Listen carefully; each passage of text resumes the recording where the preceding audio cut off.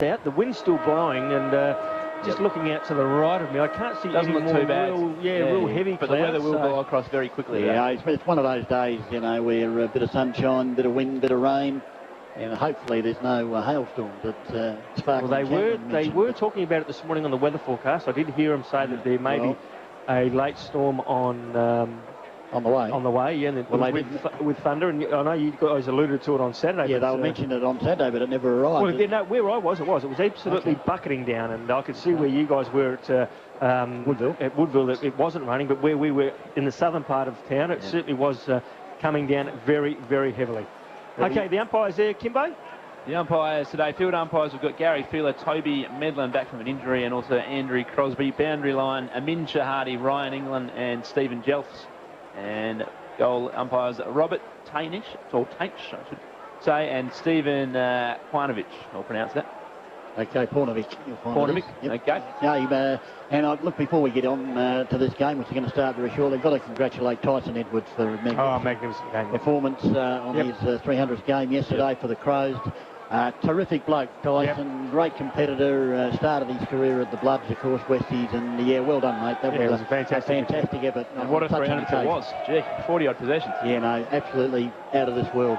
Okay, RPH, Angus Security Station sponsor, game of the day, just about to get underway, and your first caller will be the doyen of football commentators, Dennis Brown. Yes, and the two tall timber to do battle today, Cranston and Meiklejohn. This is going to be a very important duel between these two. Yeah. Whichever ruckman can give his side first use of the ball could go a long way to winning this competition this afternoon. Umpire looking to either end. He looks like a jockey lined up between the two tall timbers there, I'll tell you. It might be Gary Feeler in actual fact. As up they go, and Meiklejohn tap out the back. He was looking there for Elston, but the Bays were first to the footy. Been picked up by Ty Allen. He's wrapped up, goes to ground for a secondary bounce. As umpire, I think it's Feeler. He's the smallest of the trio of umpires. It would help if they had a number on their back, wouldn't it? Would indeed, as he throws the ball up. All the two ruckmen holding onto each other there. The ball is kicked out. A chance now for, I think that was the mouse back. Well, he got hold of it, lost it. The ball goes up to almost a 50. A player grabbed high, was Dolling for the Pies. Umpire said, no, I'm going to take it, fellas, and ball it up just outside the 50 towards the half-forward flank grandstand side for the Tigers. Up she goes. Again, the two tall timbers, and again, Meiklejohn got it to Murphy. Not by design, I might tell you. And picked up by Perkins for Port Adelaide. His handball was smothered. Dolling goes in again. He's at the bottom of the pack, is Mark Dolling, and there'll be another ball up. This time only 25 metres out from the Bay goal. You have a look at the numbers around the ball. Heaps of them. Probably see plenty of that today, as again the umpire throws the ball up. Again, Meiklejohn the tap down. Intercepting though was, I think it might have been Deeper Squall. It came up there to Murray, was it? He got it over to Lockin towards the centre wing. Was that a push in the back? No, said the umpire. And there'll be a boundary throw in right in front of the RPH commentary team. Boundary umpire to toss it back in. In fact, it was Summerton that got that kick for Port Adelaide as the ball is up, tapped down by Cranston. Chance for Allen, first of the ball, he's about to be run down. The handball comes back to Holmes, he's wrapped up. And again, well, in fact, it wasn't Holmes, it was the player there in Danny Meyer. And there'll be another boundary throw-in as the ball is affected back in. Meiklejohn front position, Cranston at the back. It ricochets out here. Player being hung on there when he didn't have the ball there was Bose for Port Adelaide. Ends up with Ruwalt though, back to Meyer. He goes by hand back to Ruwalt. Wasn't a good handball, put him under the pump.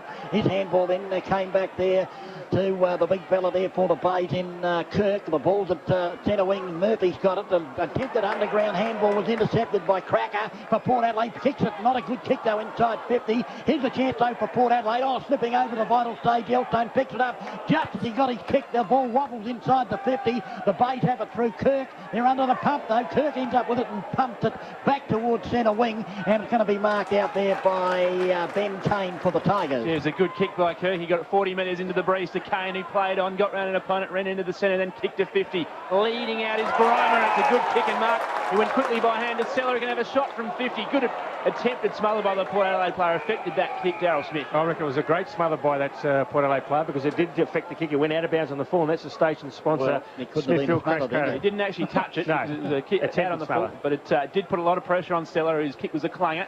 Now Deeper Squire's got it on half-back. He'll kick to Elstone in a bit of space here. If he can pick the footy up, it sits for him, but he falls over again. Elstone, second time he's done that. And he spilt the footy over the boundary line on centre wing. out of sight, and maybe Elson got the wrong boots on, Darryl. Yeah, could well be. We'll have a look at that through the 1040s there, see if he's got the moulders instead of the screw-ins. They've all thrown in this ruck battle between Micklejohn and Cranston. Micklejohn got to the front spot. Bay player tracking the ball towards the boundary line might have been Ben Kane. It was. No, in fact, it was big Cranston who tracked it towards the boundary line. It's gone over in any case. Centre wing, another throw in. Cranston and Micklejohn again. Again, Micklejohn got to the front. Cranston tried to go over the top. Micklejohn's left hand. Fisher eventually picked up the footy. Got it to a teammate. It was immediately tackled by Summerton. He's been wrapped up, and we're going to have a ball up here, centre wing. And up it goes now. Players, a lot of players around the footy. Port Adelaide a chance here to go forward through Murray. His kick was a grubby-looking kick, but it went inside 50. Young worked his opponent off it, but couldn't gather the footy. Eventually, Mules has got it now. He got it on the 1-2 back from a teammate. Now to Fisher on half-back. He'll kick along centre wing, looking for Holmes. The ball will bounce in front of him. He gathered it beautifully, did Holmes. Then turned inside out an opponent. Got it to Kane. Kane got it to a teammate, Mayer. Mayer's handle was good to Murphy, streaming through the centre. Murphy kicks to the 50. Good kick as well for Seller. Seller's hands were great. He played on Locken. Ren to 45. Got a handle to a teammate in Mayer, who can kick a goal from 40. He does! That was a magnificent team goal by the Bays to start this game. They get the first goal of the contest, 1 goal straight. Port Adelaide yet to score about 5 minutes first quarter. Yeah, great play, wasn't it, from the whole of the Glenelg. So started deep in defence, and they worked well through the midfield. Ended up with Seller, gave a quick handball over the top to Mayer, and he ran in and kicked truly for his first. And a goal against the Tide too. That's a very good effort from the Tigers to kick the first goal into the breeze. Can tell you, courtesy of the station sponsor, Prince Albert Hotel, Collingwood are smashing in Melbourne. 5 goals, 3 to just 4 points, and that's at the 23-minute mark of the first quarter. And it's the first score to the Sturt side. They've kicked 1 point. Central get the score. Ball tossed up in the centre. It's out the back with Kirk. He gives it back to Meyer or Mayer. I don't know. We'll find that out for you as it comes up towards half forward. Chance though for Hinge though, who's about to run on with the handball over the head. Looking there for a teammate who was brought to ground. That was Ben Kane, and the ball's gone out of bounds just in front of the 50-metre arc grandstand side for the Bays. Firing with the Glenelg set decisions, it's Meyer.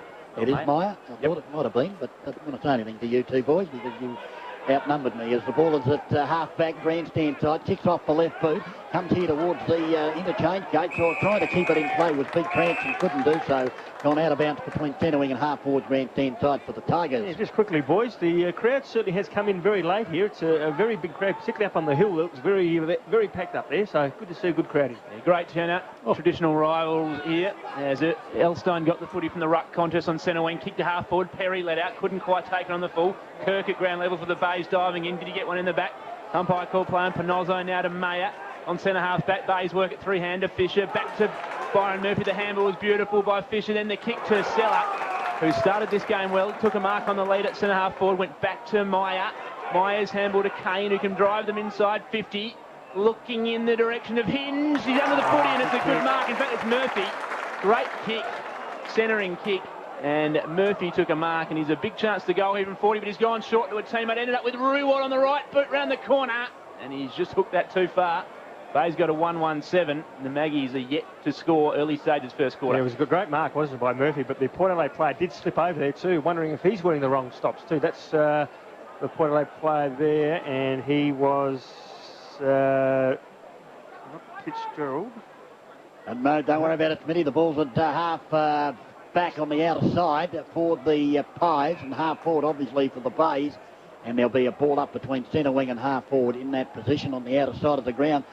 Port Adelaide won the toss, kicking with the breeze. The wind socket fluctuating somewhat. When it blows, it's certainly worth 4 to 5 goals. As Dolling came out of the pack, he gave it to Summerton, back to Dolling, but the handball was poor. And unfortunately for Dolling, he couldn't pick it up, and it's gone out of bounds in the true centre wing position. Both sides have been inside their 50 twice, but the Tigers have 1-1. Port Adelaide get the score as the ball is tossed in. Oh, Micklejohn went to shepherd the big bloke in Cranston. He wasn't there, so consequently fell over. It's gone into a pack, though, and there will be a ball up centre wing outer side. The true centre wing position. As you heard Darryl Smith say, the crowd slowly building up. Sunshine at the moment. Let's hope it stays that way for most of the afternoon. At this time, Cranston got the tap down, the whistle's gone. Free kick too. And got the free kick for tapping it, obviously. It'll be. We saw some incidents on Saturday with the two ruckmen jostling, and if you've grabbed one of them and slung them aside, which we've seen a lot of times, Smitty, and not paid, they're actually paid on Saturday. We've seen one here today that hasn't been paid, so we'll keep our eye on it. Is that a free kick to the player at the bottom of the pack? The Tiger player right at the bottom of the pack. It looked as though his opponent jumped into his pack. Yeah, he could have got one. Fisher, I reckon, in the back. And the umpire said, no, I'm going to ball it up. So Ben Fisher, most unlucky there. 5.5 gone, courtesy of station sponsor Grand Central. Up she goes in the centre. And again, Meiklejohn the tap, but running on it is Ben Kane. Off the left boot, touched it was in transit.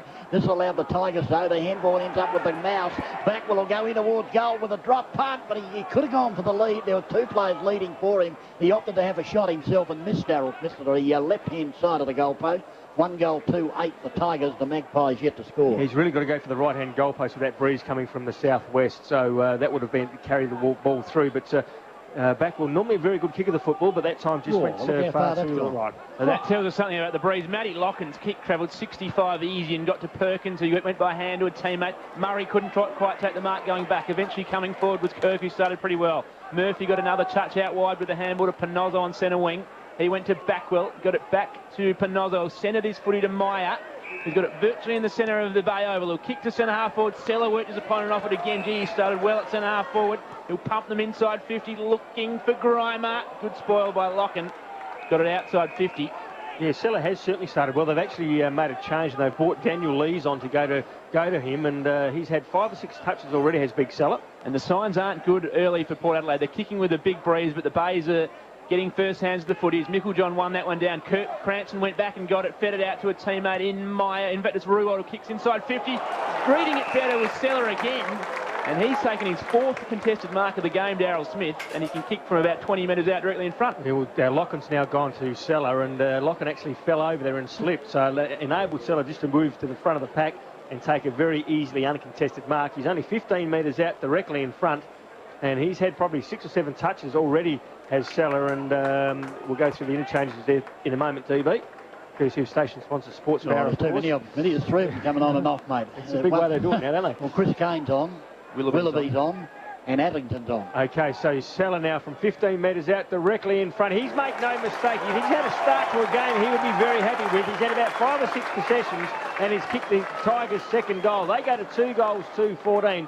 They lead Port Adelaide, who are yet to score, and that's on the station-sponsored Williams Brothers Welding scoreboard. And that's a great start when you've got a big man at centre half forward, DB, playing such good footy, such good contested footy too, because that means that the rest of the side, the midfielders and the defenders, will go to him. Exactly right, Smitty. Cranston, Allen and Hinge came off. How about that? Well done. That's with the station-sponsored Sports Power interchange gates. Umpire's about to put it up in the middle once again. Meiklejohn and Seller, who kicked the last goal for the Tigers, as you heard. He actually got the tap. He was looking there for the player there in Cracker. He couldn't pick it up. The handball came back to Bowes. Bowes for Port Adelaide. Into towards full forward. In front position was Fitzgerald. Did he get a free kick? He has got a free kick. He actually got paid for hanging on, DB. Yeah, that was a bit strange, but he had made front position, then all of a sudden the ball went through his hand, but he's going to take this free kick about 20 to 25 metres out, almost directly in front. Yeah, he has to register a goal, doesn't he? Fitzgerald, this is his bread and butter. 25 metres out, directly in front, kicking to the southern end, aided with the breeze, of course. Pretty ordinary game a couple of weeks ago we saw him, and it comes in now. The kick is on its way, and I reckon he's actually pulled it too far to the right. He has so, and that's a station-sponsored Smithfield crash clanger, because that went through for a behind. So Port Adelaide have finally scored their 1 point, still trailing the Tigers, who are 2-2-14. Panozzo brought it in, got it to Mills on defensive 50. He took it on the half-back flank and then kicked. A poor-looking kick. Reading it better was the Port Adelaide player who went around a teammate. That's McInerney, who kicked from 50 on the left boot. Good distance on it as well, went right to the square. Panozzo read it well and got back on the last line of defence, took a relieving mark. His handball put his team under a bit of pressure. Well done on that occasion, though, by O'Grady. Got it to, on that occasion, Kirk. Ball ended up now with Murphy. He might get it back on the 1-2 here, Murphy. No, in fact, it was kicked to the centre wing by Ruwalt. Now Kirk on centre wing. He'll go very short for Fisher, who was under pressure as he gathered the footy, and he's unable to handle the ball. And it's forward to centre wing, pushing up towards half forward for the Bays, and who've started this game. They're better 2-2-14. Port Adelaide 1 point, and the Maggies are kicking with what breeze there is, and it's a pretty significant one as well. Ball on centre wing, backward, better handball, well done by Summit to get in the way of it. Then he was tackled. In fact, it's Dolling out there. Now he's in trouble. He eventually got some sort of a kick on the ball. Footy still in that same area on centre wing. Diving in was Cracker. He couldn't handle the footy. Bay player dived in as well, and eventually the ball did come out. Cracker's still got the footy. He got a feather handball to Perkins, who just grabbed a kick along to centre wing. Glenelg player in best position, gathered the footy. Now Sellers handball looking for Meyer. Couldn't quite handle the ball, but he picked it up on the second occasion in the centre of the Bay Oval. Went back to Seller. Sellers handball back to Backwell, who kicks the centre half forward. The kick looking for Kirkby. It clean bowled him. Going back on it beautifully, though, was Fisher, who get it to full forward. Grimer in a one-on-one battle, couldn't cut that to mark. Chi at ground level, trying to paddle it towards the boundary line. Getting there as well was Chris Kane. Got feather handball in the direction of Willoughby. Did he get one in the back? I think he did. And Josh Willoughby is going to go back and shoot for Glenelg's third goal, and they're kicking into the breeze here, 10 minutes first quarter. It's a great start from, isn't it? And I can tell you quickly that courtesy the Prince Albert Hotel, Collingwood 7-4, Melbourne 4 points, and that's at quarter time. So this will be a 2-goal turnaround from free kicks in front of goal. Smitty, you think he kicks this? Well, Willoughby's going to kick from around about 45 metres out, 45-degree angle, kicking to the school end. Comes in now, kicks it low, and he kicks it hard, and he's just got it through for another goal. So the Tigers have got their third. They go to 3 goals to 20. They lead by 19 points over Port Adelaide, who are on 1 point, and that is on the station-sponsored Williams Brothers Welding scoreboard. Willoughby's got his first, and gee whiz, when you have Fitzgerald 25 metres out at the northern end, kicking with the breeze and misses, goes down the other end, and that's what Glenelg Football Club would love to see. It goes down the other end and score a goal straight away. That's really got to hurt the magpie. With the ball in the centre, about to throw it up in the mud pitch where the cricket wicket is, as the umpire throws it up. Getting up before accepts it was Hall. This allows the Tigers to take possession through Backwell. He goes up towards full forward in front. Grimer at the back was Archie, off hands to Murphy. Murphy's handball to Kirkby. Kirkby shot in towards goal. It's all right from here, and he's kicked it. A goal to Kirkby, and the Tigers against the breeze have started off in fantastic vein here. They're 4 goals to 26. They lead Port Adelaide 1 behind. Yeah, that was the station-sponsored PDK highlight from Kirkby. A fantastic goal from way outside the outer on that ground, kicking into the breeze as well. So a great kick by Kirkby, and he's kicked a goal, his first. Coming off through the station-sponsored Sports Power interchange gates is Jared Young, and coming on is Di Pasquale, and that's through, as I said, the station-sponsored Sports Power interchange gates. Glenelg off to a flyer. They've got 4-2. They lead Port Adelaide 1 point. Gee, what a start by the Bays. We wondered how they'd open up. Off a 24-day break. Port Adelaide get the centre clearance, and Mardling's taken a mark on 50. This will test him. He's got a breeze at his back. There's only about 69 kilograms of Sam Mardling. Yeah, smallest player on the ground. He certainly is, and he's going to kick from right on 50. And he's kicking with the aid of the breeze, as we said, kicking to the southern end. He comes in now, does Mardling. He's going to get very close to the man on the mark. He does get very close to the man on the mark. In doing so, he doesn't actually get right kick on it, and it's been sport away by the Tigers. And the Tigers will relieve the pressure with the numbers as they run the ball out of the side. O'Grady went to Rewell inside defensive 50 out of side. He took a mark, and he'll go back now. Assess his options. And they'll just about be happy to sit on this lead, you'd think, at the moment. They've kicked into a breeze and kicked the only 4 goals of the contest. What a start for them, as Mules has got the ball now on centre at half-back flank out of side. He'll kick the ball into the centre where he saw a teammate, set him a task, but he was up to it, that player out there. Yeah, station sponsor Petty, go highlight that mark. Great mark. I'll try and pick up the player for you in a minute. He handballed to Pinozzo. DB, who was it? Not sure, mate. That's all right. The play will go on. And on centre wing now is Mills. He'll stream forward and kick them inside 50. Flying at the back there was Ben Kane, and he's given away a free kick. Adlington. Superb mark under pressure in the centre. There's a free kick here to Casey Carr, and he can relieve some pressure for Port Adelaide. Yeah, Carr, defensive 50 grandstand side, will bring it to the half-back flank on that grandstand side. Big Nickel-John took the mark. Immediately the handball has been effective to Di Pasquale. He puts it on the left boot. It's going to go inside 50, but player slipping over. This time it was Cracker that slipped over, and this allowed the Bays to take the easiest of marks, and Adlington is the player in question. Gee, you'd love that every time you played footy. Your opponent slipped over. As Adlington will bring it up here looking for Seller. He was in front. The ball thumped away from him. Gets good support from Adlington, who tackled their young McInerney, brought him to the ground, and consequently the ball has spilled over the boundary line for a throw-in. Left half forward flank grandstand side for the Magpies. Just quickly, Sturt, 2 goals, 1-13, leading Central's 1 goal. That's at the 10-minute mark, courtesy of the Prince Albert Hotel station sponsor. Up they go. It was Nickel-John got the tap down, but only as far as Ben Kane. He's wrapped up for another ball up between centre wing and half forward grandstand side for the Pies. They're kicking to the northern end. The tap down ended up with Cracker. Cracker's high ball inside 50. One-on-one back there. Ends up there with Panozzo. Panozzo gave it to Backwell. Back with a look-away handball. He was looking for Murphy, but luck's a fortune because there's Tigers everywhere. In comes Holmes to take the ball. His handball's gone astray. Chance for Meyer. Will he pick it up? He tried to. Umpire says, what's happened here? Now it's going to be a ball up right on the apex of the square. Between centre and half forward for the Pies. Yeah, that handball from Holmes was a station sponsor. Smithfield crash clanger went right behind the player who was running forward for him. And behind the post that's in front of us as the ball is taken there by, I think it was Deeper Squale. He tried to get away. The handball was good. Chance for Holmes. He lost it. Murray's gathered it in. Fell over though. Murray's underground handball is a beauty to Carr. Carr to Dolling. Dolling goes short and he's found Deeper Squale, the left footer, who will bring it to half forward. That's good footy by the Pies and taking the mark inside 50 comfortably about 40 metres from goal is Nathan Cracker. It certainly is, and he shouldn't have any trouble at all in making the distance. It's the accuracy that's been the problem for Port Adelaide so far. And Cracker now. His AFL field kicking's any indication, Darryl. He should gobble this up. He's a very good disposer of the footy. As we see Seller coming off and coming on for the Tigers is the player there in Cranston. So Cracker comes in now, just leans back on it, and he has popped it straight through the middle for his first, and Port Adelaide have finally got a goal on the board. They go to 1 goal, 1-7, still trailing the Tigers. 4 goals, 2-26. That's on the station-sponsored Williams Brothers Welding scoreboard. And on the station-sponsored time clock, the Grand Central time clock, we've played 20 minutes of this first quarter. And it has been dominated by the Tigers thus far, kicking into what we believe is probably a 4 to 5 goal breeze, coming from the south and blowing towards the southwest. The Maggie's on the board. And as DB mentioned, Murray's underground handball to find Dolling there was a beauty. Set that one up. He goes into the centre now, Murray. There's Micklejohn and Cranston to do battle. Both coming off a short run here in the muddy centre pitch area. Micklejohn got a hit on it. Mules came off centre half back and gathered. He was dumped by Di Pasquale. And he's been wrapped up. We're going to have another ball up. Virtually back in the centre square.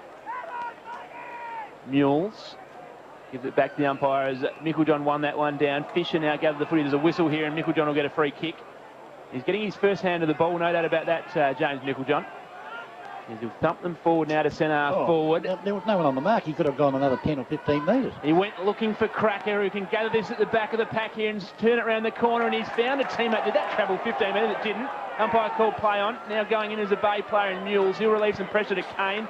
Kane's got a team out here on half-back, and Allen, who'll gather the footy now in defensive 50. He had Willoughby on very short. He'll go to him by hand. Willoughby's handball found Kane, who tried to dodge the tackle. He's gone. It's got to be holding the footy. Umpire called play on. Now he gave it a long time, didn't he? Yeah, he took a while. And Matthew Sharp, no, in fact, it's McInerney who's the player, who will go short by hand to Murray, who's under pressure from Chris Kane as he kicked it, and consequently his kick favoured Ruop, but coming out was Cracker on 50, turning it around the corner on the left boot. Great looking kick. Di Pasquale couldn't quite take the mark low. Now at ground level is Kirk, the big ruckman, who goes by hand to a teammate now for Nozzo. On the last line of defence, the Bays will mop this up to Kane. It was a risky kick, Adlington. It was good. But it was good kick under pressure, though, wasn't it? And Ben Kane can relieve some pressure here for Glenelg in the back pocket. Yeah, grandstand side for the Bays. He's going to bring it along this grandstand wing. Big pack's going to fly here. Up went Micklejohn, but it came down to his opposition, Ruckman in Cranston. His handball found Hinge, and Hinge's kick's gone straight out of bounds. Did it go out on the sitting bull? I think it did. And the free kick to be taken by Lockham. Lockham's got Magpies inboard. Marvin will get the free kick. It's off the mark. Had his head almost knocked off, and he's got up as though nothing's happened. Yeah, showed great courage, didn't he, there, Marty? He's only tiny. I remember we went past him one day in the Port Adelaide Football Club, and we thought he was riding in the next race, as the ball is now with the Tigers at half-back up on the defensive side of the square. Was taken by Willoughby. Willoughby there was looking for, I think it was Grimer, and the kick gone up towards half-forward. In there is Chris Kane. He can't do much. Port Adelaide have the numbers at the fall of the ball, and it'll be Stacks on the mill for a ball up just inside the 50 for the Tigers. One thing the Tigers are doing, guys, coming out of defence, they are running in numbers. They had 3 or 4 runners here they could have chose to go to there, so they are doing that wave of running out of defence. Again, Micklejohn, the tap, but pouncing on the ball as Willoughby can run into the open goal and put it through from on a sausage roll for the Tigers.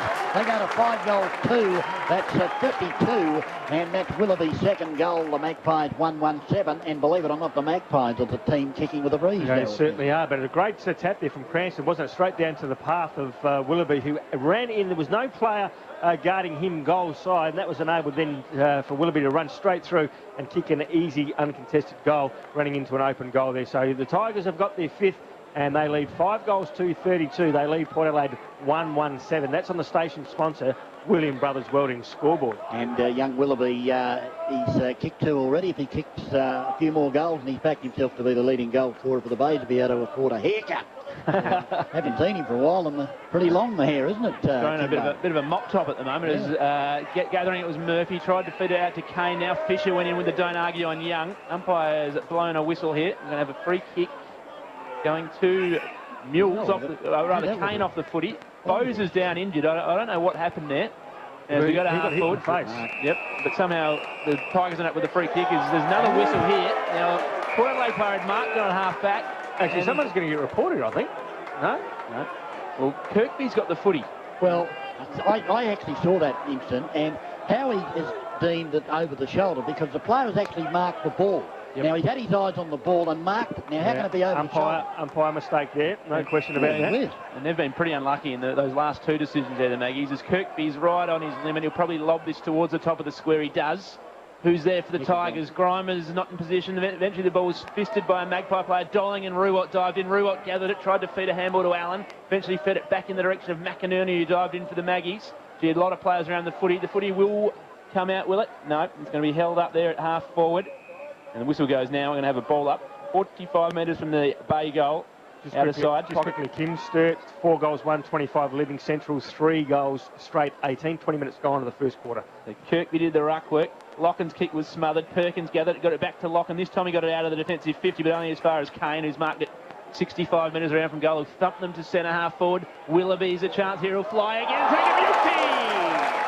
Josh Willoughby has started this game on fire, and why would he bother to get a haircut when he's playing footy like this, Dennis Brown? Well, I'd be able to pick him up a lot easier. Who was that guy that had the long hair in the Roman days? And they cut his Samson, wasn't it? Samson, yeah, but he cut his hair off, and he all of a sudden became weak. It wasn't the barber that cut his hair off; it was Delilah. Yeah, that's right. Okay, so Willoughby, a great mark too. That's a station sponsor, PDK highlight. He's marked the ball. He's going to kick from the true centre half forward position, dead set centre half forward position here at Glider Roll Stadium. He's already kicked 2. Going to kick from around about 45 metres out. The kick is on its way. The goal umpire has just stood to a statue, and Willoughby's on fire as well. He's got 3. The Tigers have got 6 into the breeze. They go to 6 goals to 38. They lead by 31 points over Port Adelaide, who are on 1 goal, 1-7, and that's on the station-sponsored Williams Brothers Welding scoreboard. And you couldn't have asked for a better start to a football game if you're kicking into the breeze from what the Tigers are doing for you, mate. And I didn't say anything at the time, but Clinch was very unlucky there in that marking contest because he actually had his hand on the ball first, and the little bloke just took the ball away and brought it down, and that's what the umpires paid, and he's made no mistake. And I mean, you've got to make your most of opportunities when you're in front of goal, and that's exactly what young Willoughby's done. He's kicked 3 of them. Great kicking too. So back in the centre, as Micklejohn will do the ruck again against Cranston. Cranston tried to lean over the top. Micklejohn got hands to the ball. Bay player slid in, almost got one in the back. Eventually gathering it now was Murray. He couldn't hold on to the footy. Now a Bay player gathers it, and he was tackled. We're going to have a ball up here. The reason why I brought that up, Smithy, if you kick a ball and you touch it on the way to the play, just get a fingertip, it's play on. Play on. Yep, no question. So ball thrown up again. Micklejohn now gathering the footy. Murphy's tackle was a good one. He's brought him down. No chance of getting rid of that. We're going to have another ball up. Well, didn't Micklejohn take that out of the ruck then? No, Micklejohn tapped it and actually came back to him, so I think he was okay there. No worries. As the ball thrown up again. Neither ruckman eventually. Don't know what happened there, but it's come out in the back to Clinch, who's kicked the ball forward. Leading out was Perry. Clean bowled him. Ground level, Panozzo got a handball back to a voice. It was a good handball for Mules, although they couldn't gather it. He'll get a second crack at it. Mardling's tackle. Couldn't quite stick it. Now Kirk's dropped the footy. That's got to be holding the ball. Good tackle by Perry, and he can go back, Darryl, and definitely get the distance here from about 53 metres with the breeze. Yeah, he's a thumping kick, isn't he, Perry? And it was a good tackle too, so against Kirkby. No, against Kirk, I should say, not Kirkby. And Big Perry now will come from around about 52, 53 metres. All of a sudden, it's got pretty dark again down here too, boys, so you see some rain clouds are coming along. But Big Perry now lining up from around about 53 metres out on at about a 45-degree angle. Comes in, the kick is on its way, looks pretty good off the boot. He's certainly got the distance and the accuracy is there. That's the station sponsor, PDK highlight that kick. 53 metres out, and he has kicked his first and has got Port Adelaide second. They go to 2 goals, 1, that is 13. They're still trailing Glenelg, who are on 6 goals, 238. That is on the station-sponsored Williams Brothers Welding scoreboard, and that's what you like to see your big fella doing, DB, taking good tackles like that, being rewarded, and then finishing off and kicking exactly a good right. goal. Of course, it's Joel Perry, not Parry, but good kick by Perry. We know he's a thumping kick, and he certainly delivered the goods on that occasion. The umpire's going to throw the ball up in the centre. Again, it'll be Micklejohn and Cranston. It looks set for a huge battle all day. The ball down the ground. Micklejohn's second effort was good as he got it to Murray, but Murray's kick was smothered back into a pack in that, which is slightly to the right-hand side, the southern side of that muddy patch in the centre. So the umpire's going to throw it up again. And as you heard Darryl Smith say earlier, any number of players around the ball. Micklejohn thumps it forward. Be kicked off the ground, though. Beautifully done by Murray. Up inside the 50. Trying to dive on the ball there. In fact, taken by Panotto. He was tackled. Oh, player pushed in the back. Well, too high. Surely umpire for Port Adelaide. And not paid effort. He missed that, Smithy. Well, I'll tell you what happened. I reckon Perry actually ran in front of him and he couldn't see it. So, but I still don't understand why this umpire over here, who was only probably 40 metres away, didn't actually see it anyway. As I keep saying, I think they're too far away from the contest. Certainly are. As the siren sounds to end the first quarter, pretty entertaining first quarter as well. And it's all the Tigers at the moment. They lead 6 goals to 38 over Port Adelaide, 2 goals, 1-13. So that is a 25-point margin in favour of the Tigers. Angus Securities, the fixed interest specialists. You're listening to the SANFL Match of the Day on 11:97 a.m. RPH Adelaide. And welcome back to Glider Roll Stadium, where it's a 25-point ball game in favour of the Tigers. You're on RPH Football with Dennis Brown, Kim Morgan and Darryl Smith. Your first caller will be Dennis Brown. Umpire holds the ball aloft. The Bays now with the breeze. They lead by 25 points as Micklejohn again the tap. Chance now for Dolling at the bottom of the pack. He loses possession. Murphy's going to lead in the race with the ball, which was squeezed out the centre wing. A handball to Kirk was good now. It's with Willoughby. Willoughby will give ground. He was looking there for Holmes, but the handball missed his target. The kick's gone off the boot of a Magpie and being marked by Big Kirk at half-back out of side. So Kirk with the football for the Tigers will kick it along that centre wing out in front. Oh, a good mark to Johnny Hinge in front of his opponent and takes the grab. Yeah, station sponsor Peter Caholla, that mark, DB. Very, very good hands there. Hinge now for the Tigers. Bombs it towards half-forward flank. Big leap there by Grimer. Cleaned up the pack completely. The ball's gone out of bounds off that ricochet. And there'll be a boundary thrown right on the 50 outer side half-forward flank for the Tigers. This quarter of football, DB, is probably as most important of quarter of football that Port Adelaide will play in this year, because if they get an absolute pasting in this quarter, the game's set and match, and that's probably just about their season. Ball tossed in now on that half-forward flank. Micklejohn front position. The ball out the back. A chance now for Dolling. He picks it up, gives it inboard, gave it to Lockham. The handball, in fact, it wasn't Lockham, it was Elstone. And the handball there, he was looking for Deeper Squall. The ball missed its target again. It's gone out of bounds. Right half-forward flank for the Tigers, out of sight. The ball will be thrown in again. Big quarter, as Darren mentioned, coming up for the Maggies. He's got to hold up in this quarter. 25 points down, kicking into a breeze. Micklejohn's handball, look for a teammate. Summoned not able to get it. Micklejohn again fed it out, this time deep Pasquale. He's tackled by Allen. And that was a crunching tackle, held him up at half-back. And we're going to have another throw-up. There's a lot of numbers around the ball, isn't there? Port Adelaide just going to try to stop them with numbers, I think, here. Yeah. We know Glenelg like this style of footy, though. They're a good stoppage side. As Perkins got a handball for the Bays, for the Magpies, who also a deep Pasquale. His handball found... But now Di Pasquale's got the ball just backward to centre wing, and he was tackled and the ball spilled over the boundary line for a throw-in. Yeah, the handball from Casey Carr really set him up, wouldn't it? Or didn't it? So another throw-in here. Backward of centre wing for the Magpies as Micklejohn tried to get a hit down. Eventually a Tiger player sharked and got it inside 50. Contest here. Grimer's coming out. Can he get to a good fist by Archie? And he got the ball over the boundary line. 40 metres around from the Bay goal. Out of side. Very good crowd here in attendance. I reckon we'd have 5,000 plus at the moment. I think you're right there, Kim. You're normally not pretty good with crowds. Gradually getting better, Darryl. Summerton and Holmes diving in on top of this footy. Been a lot of stoppages to start this first quarter, and Port Adelaide probably not too disappointed with that, Darryl. It's probably the type of quarter they're looking for. Well, that's exactly the way they'd be playing. I think Tim Junior would have told the Chargers they've got to stop Glenelg from scoring to give our chance any chance of winning the game. Right, from that ball up, it came to Murray. Murray got it over to Di Pasquale. The ball's at centre wing where Big Kirk has a look-away handball, and there's Magpies there, one of those that looked like Cracker. He was forced off the ball though, and it's gone out of bounds again. This time perhaps a little closer between centre wing and half forward out of side for the Tigers. As the umpire's going to throw it in. Again, it's Meiklejohn in front. Again, he gets the tap, but the Tigers have sharked it as they did in the first quarter. Willoughby took it and was dragged to the ground with the footy.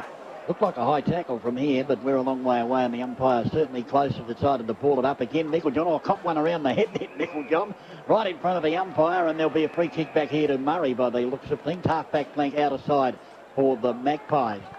They're kicking into the breeze, and they're holding up pretty well at the moment. The Tigers have yet to kick a goal in this quarter after kicking 6 in the first against the breeze. So the ball now tossed, knocked out of bounds, I should say, centre wing out of side. Most of the scoring, strangely enough, has been done against the breeze in this game of footy. I reckon that breeze is worth 3 to 4 goals when it's blowing strongly. It's certainly blowing strong at the moment. I think it's just half mast the wind as the ball goes up towards half forward. Big Kirk there will get a handball out, looking for Mules as a half back on that outer side for the Tigers. Oh, Mules does it superbly, twisted out of trouble, and then lifted his eyes and saw Ruwald. Still on a defensive 50, however, for the Tigers. And Ruwald is going to put it to that centre wing on the outer side. That's a beautifully placed kick. He's found, I think that is Holmes, is it? Adlington. No, sorry? Adlington it was it? No. And the ball is kicked towards centre wing. Adlington, I should say, going to have another attempt to pick it up. He's going to look for Kirk, and the umpire said he was pushed in the back. Well, if that's a push in the back, the one back here, late in the first quarter, how that was missed, I'll never know. Just quickly, courtesy of station sponsor Prince Albert Hotel, Collingwood 10-6 leading Melbourne at 4-6. The Battle of Hastings there, again, 66 again, as the ball is picked up there by Di Pasquale out there, but the Tigers have the numbers. A chance now for Backwell. Backwell will come towards centre half forward. The kick let him down. Out comes Lockham streaming out. The handball was good to his teammate there, and it looked like Erskine. The ball now into centre half forward for the Tigers inside their 50. Geez. And the umpire said the ball was being held to a player there. In fact, plenty going on behind the play there, and not too sure what actually happened there. It was one of those tackles where they lift the guy up and crunch him to the ground. I think that was the problem. Well, I'm not going to comment about that. As the ball is attempted to be thumped by the big bloke there in Meiklejohn. His second attempt was good, but his kick has let him down. He's put it straight down the throat of Panozzo. Panozzo will bring it inboard to Meyer. And Meyer now with the footy, twists out of trouble, but not sure why he did that, because he didn't have to, because he's taken the mark. Now he'll bomb it inside 50. Pies have the numbers here. Big Meiklejohn comes across from the side. Consequently, there's not a lot of Pies down. One of those is Murphy, who might have been Ben Kane, that tried to get the handball out. Stacks on the mill, and it'll be another ball up inside the 50 for the Tigers. And it's only about 25, 30 metres away from their goal, right half forward flank out of sight. So ball to be thrown up. Toby Medlin down there to do the throw up. As Hinge was the third man up in the contest. Ball came down to Di Pasquale, who can clear for the Maggies. Kick for Mardling was at his feet. Mardling did pretty well at ground level to gather it. Then he was held on to. Umpire called play on. Should have got a free kick there, Mardling. Eventually the ball came to Cracker.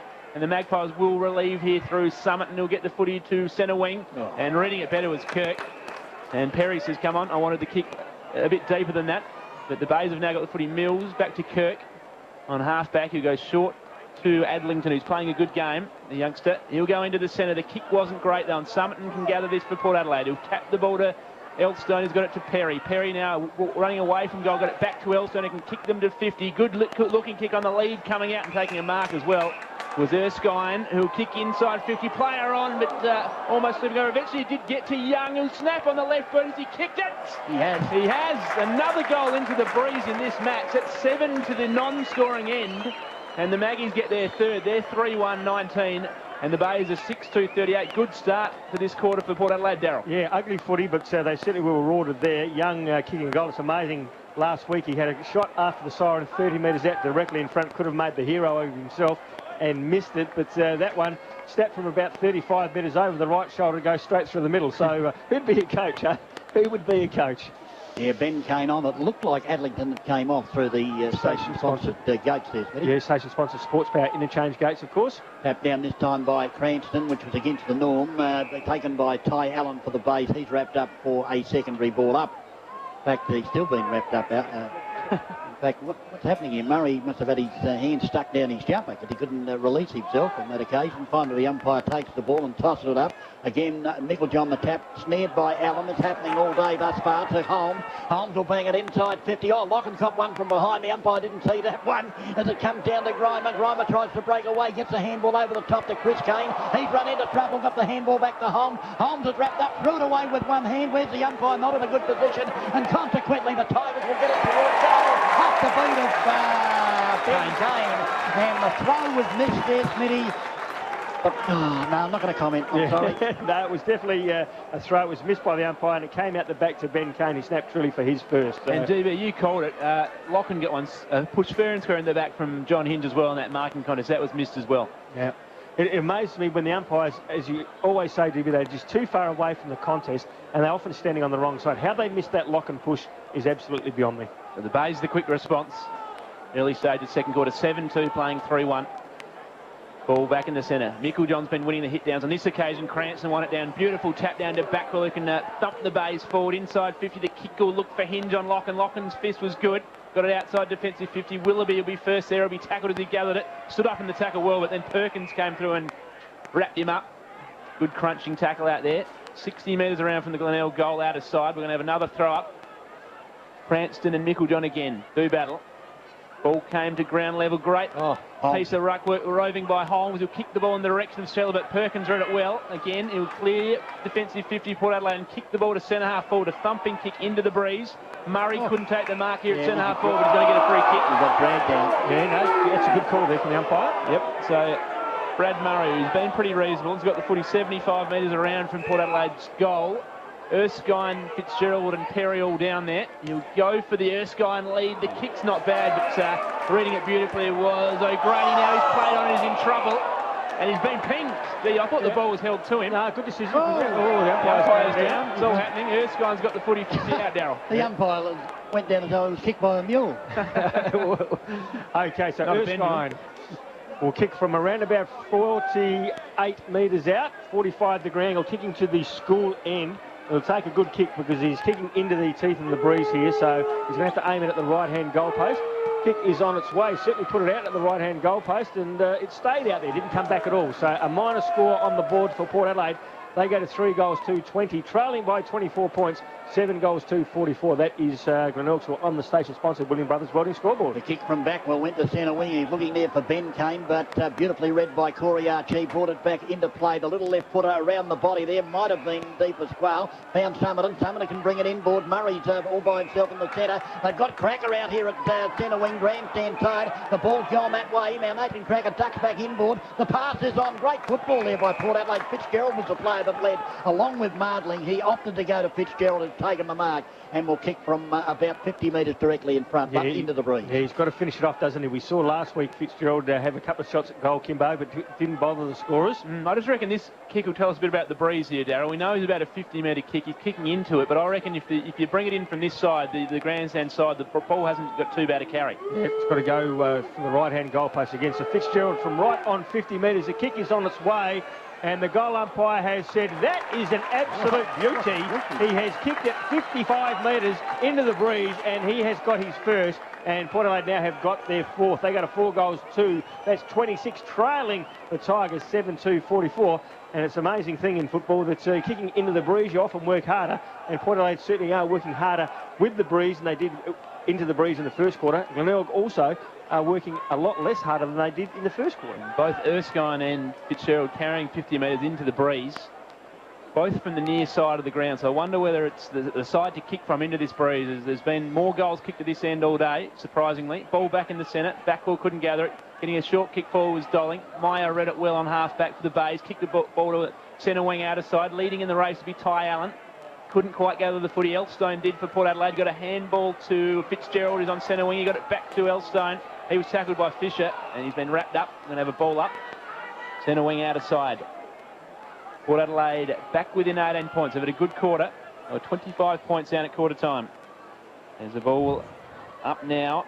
Gathering it was McInerney. He was tackled to the ground. Ball did spill loose. Chance for the Tigers here. Willoughby's now got the footy on centre wing. He'll pump them inside 50. Seller was there, good fist down by Perkins. Trying to gather the ball at ground level is Adlington. Now gathering it was Chris Kane. You've got a player on in Johnny Hinge. Will the ball sit for him? It does. He's got a player on in the goal square. That's Ben Kane, and he thumps the goal for the Tigers. And they seem to have the responses at the moment. They go to 8-2-50. That's his second goal. Port Adelaide a 4-2-26 on the station-sponsored Williams Brothers Welding scored a 24-point lead to Glenelg. Yeah, great team play, wasn't it? Johnny Hinge saw Ben Kane there, just gave the handball over the top, and he was able to kick truly for his second goal. Ken Chile in the SANFL match, courtesy of the station sponsor, Prince Albert Hotel. Sturt are jumping the Central District side. They've kicked 8 goals, 250. They lead Central 4 straight, 24. And the AFL game, Collingwood are 10-7. They lead the Melbourne 5-6. That's at half-time. Mardling off and clinch on for Port Adelaide. Smitty through the station-sponsored Sports Power interchange gates, of course. Ball goes out to centre wing. An opportunity now for the Bays as the ball is kicked up there by, I think it was O'Grady, up towards half forward. Thumped away there from the player in Chris Kane. He's got the footy again, goes to ground. Oh, that might merely be holding the saucy. No, the umpire's giving him the benefit of the doubt, and it's going to be Stacks on the mill for a ball up just outside the 50, right half forward flank out of side. For the Tigers, they lead 8-2-50. Port Adelaide a 4-2-26. Umpire throws the ball up again. The tall timber this time. Cranston reaches over the top of Nicholjohn to get the tap. The handball came out. Well, Port Adelaide players in front, but he couldn't pick up the footy. Consequently, the Bays have an opportunity to do that. It's on that half forward flank. Dodging and weaving there. The player there might have been Kane again of the Bend. Oh, big leap there from Grimer, but he's given away a free kick against Archie. Had to be a free kick. And Archie now will take this kick and bring it to the grandstand side into defensive 50 where Perkins has got it. And Perkins now will come into the centre. It's a poor kick down. Willoughby's taken the mark. They've got players out on the outer side, but Panozzo comes through to accept the handball. Decides to go short to Stella. Stella will bring it inboard to Murphy. Murphy by hand to Meyer. Good footy thus far. Meyer trapped inside. He's going to get run down as he know he got the kick just in time. It's a thumping kick, but there's no one home. It's all the Pies back there. And the mark taken by Cracker, who goes short. And he finds Casey Carr. Now to Locken. Locken goes to the outer side. It's a very poor kick. Got a station sponsor for that one, Smitty. Yeah, station sponsor Smithfield Crash Clanger. Put it straight down the throat of Backwell, who goes short and finds Hinge. Although he's in the pocket, he's probably going to have a shot for goal, Darryl Smith. He certainly will. He's deep into that pocket in front of the toilet block on the outhouse on the outer side of the ground here. So he is in the north-eastern pocket of the Glider Roll Stadium, and he's right up against the boundary line, so it's going to take one of his best kicks, although DB, but with the breeze the way it is, actually the windsock's not very moving hard at all. He might be able to bend it back. Yeah, just be able to put it at the top of the square and let the breeze blow it through. So Hinge comes in now, he does just that, and what's the breeze do? Hasn't got onto it, but unaccosted mark there by Port Adelaide. And Nicholjohn was the player who marked it. He'll go to Cracker, who usually uses the ball well in defence. It's a good kick. He's got Di Pasquale, who goes by hand to Locken now. Magpies on the outer side will pump the ball to centre wing. Summit unable to take the mark. Gathering it was Murray, who's under pressure. Somehow got a kick out of that one. Now a contest going in with Di Pasquale. Good contest by Kane, though. Tigers have now got the footy. Ball at centre half forward in dispute. Going out was Nicholjohn unable to gather the footy. Now Cranston got a handball to Fisher. Fisher's handball found Kane. Looks like Panozzo on there, half forward line out of side. Great kick for Willoughby. Yeah, station sponsor Petty go highlight that kick from Panozzo. Found Willoughby at half forward. He's going to kick from around about 48 metres out. He's actually gone short to the lead of Backwell. A great kick too by Willoughby, who's found Backwell, and Backwell's marked at around about. Did he pay that mark? He paid a mark. Yep. So Backwell's marked at around about 40. Had to be pulling yarns. Could not have possibly played that a mark. Well, actually, he actually signalled mark, so... Well, he had it for about half a second. Backwell now to come in, kicking to the northern end as he comes in now. The kick is on its way. The kick looks pretty good. Has it got the distance? It has, and it's got the carry as well. And the accuracy has got it through the middle. So he's got his first, and the Tigers have got their ninth. They get a 9 goals to 56. They lead by 30 points over Port Adelaide, who are on a 4 goals to 26. So the biggest lead of the day so far. And the Tigers, that's on the station-sponsored Williams Brothers Welding scoreboard. And the station-sponsored Grand Central time clock says we've played 15 minutes of this second quarter. Well, the break's certainly going the Bay's way at the moment, in capitalising on the scoreboard as the umpire with the footy's about to toss it up again in the centre. Up it goes.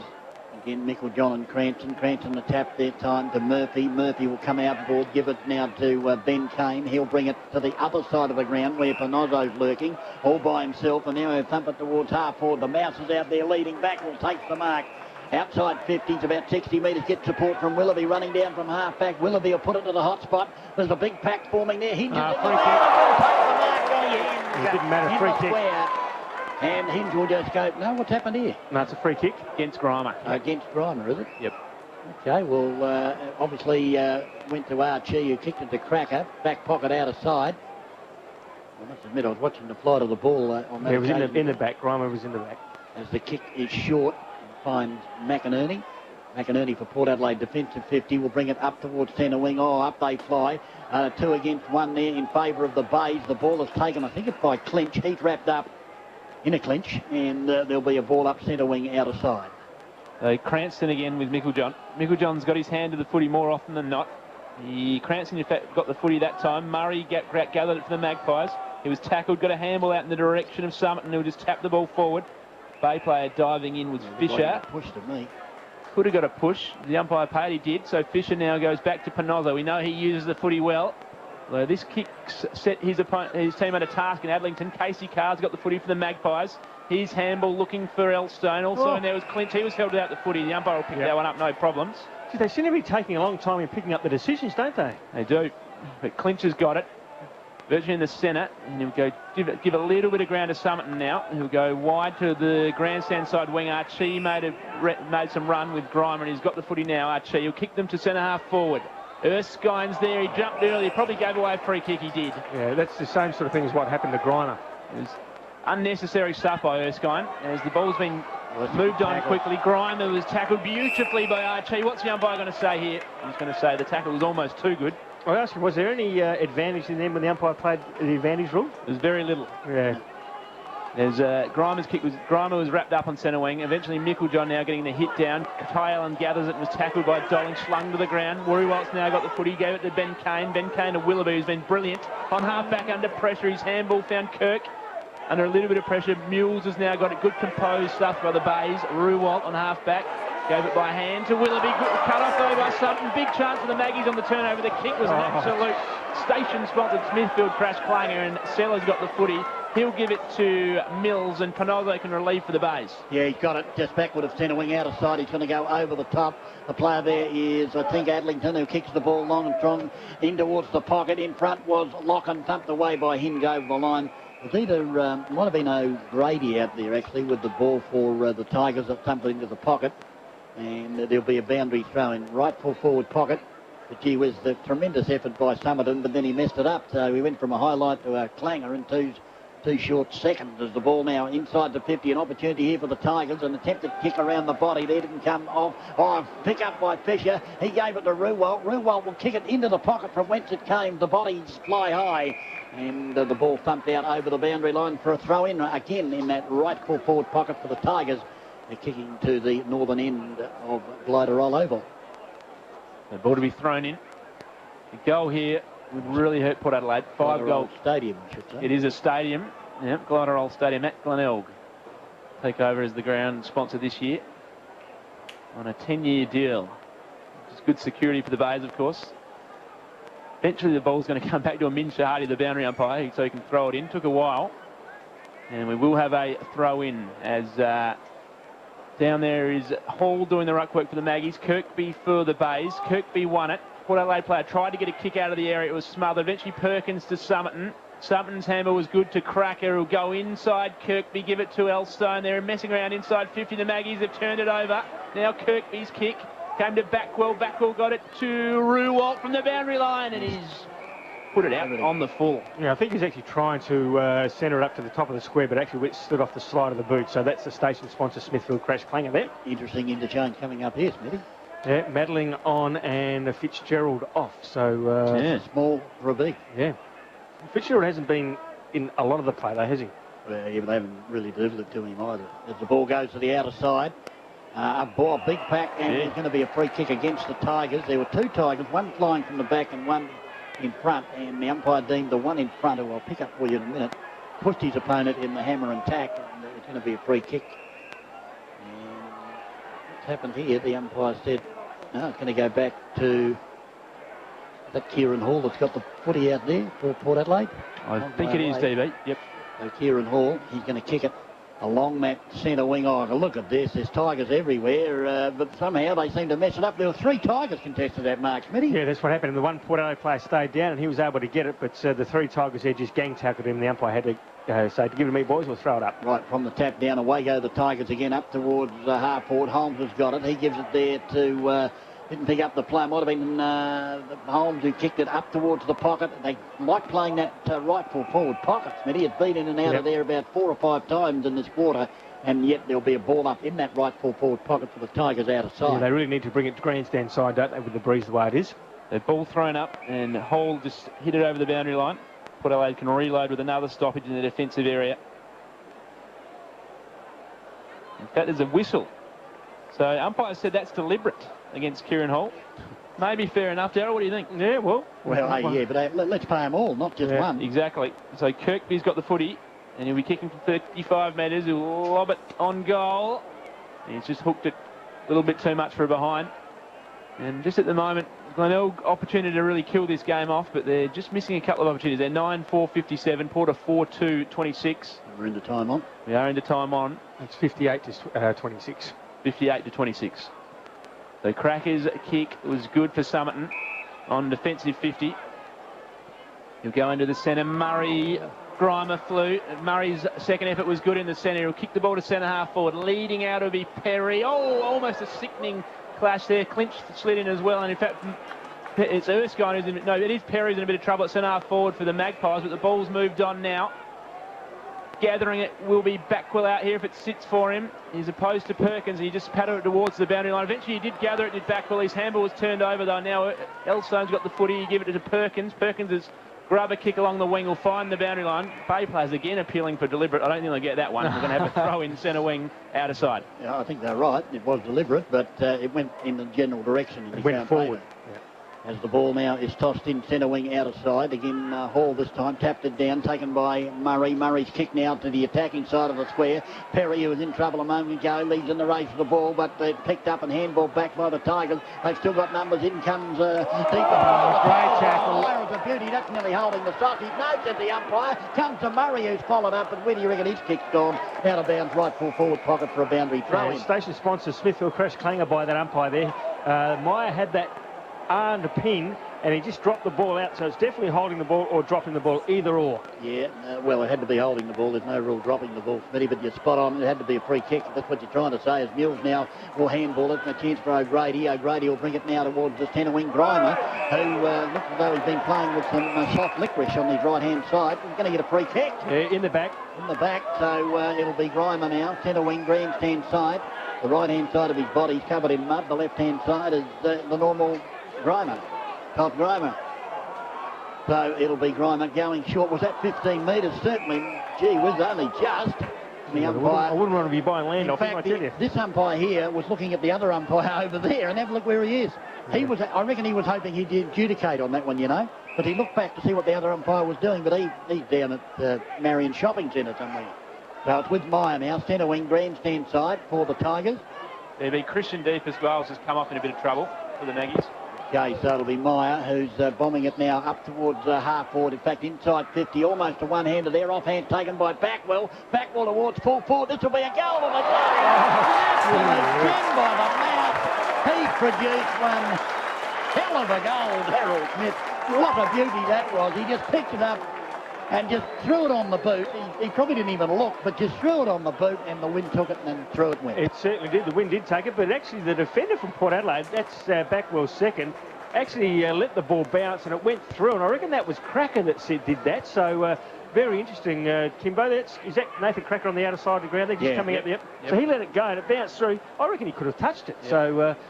No, you're right. He was in position to maybe get a hand on it. Yeah, station sponsor, that's PDK highlight that goal from Backwell. Fantastic goal. Oh, look at this. He put him under the pump. So Dolling is under the pump, but he backed himself, was tackled, got a handball in the direction of Mardling, who's under pressure as well. And there goes the siren in the first half that really went the Bay's way. They're 10-4-64. Port 4-2-26, a point margin. And Daryl, they really did control that first half pretty much from the outset, Glenelg. Well, they certainly did.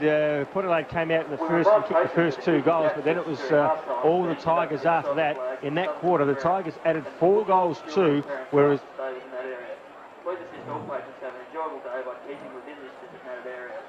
Yep.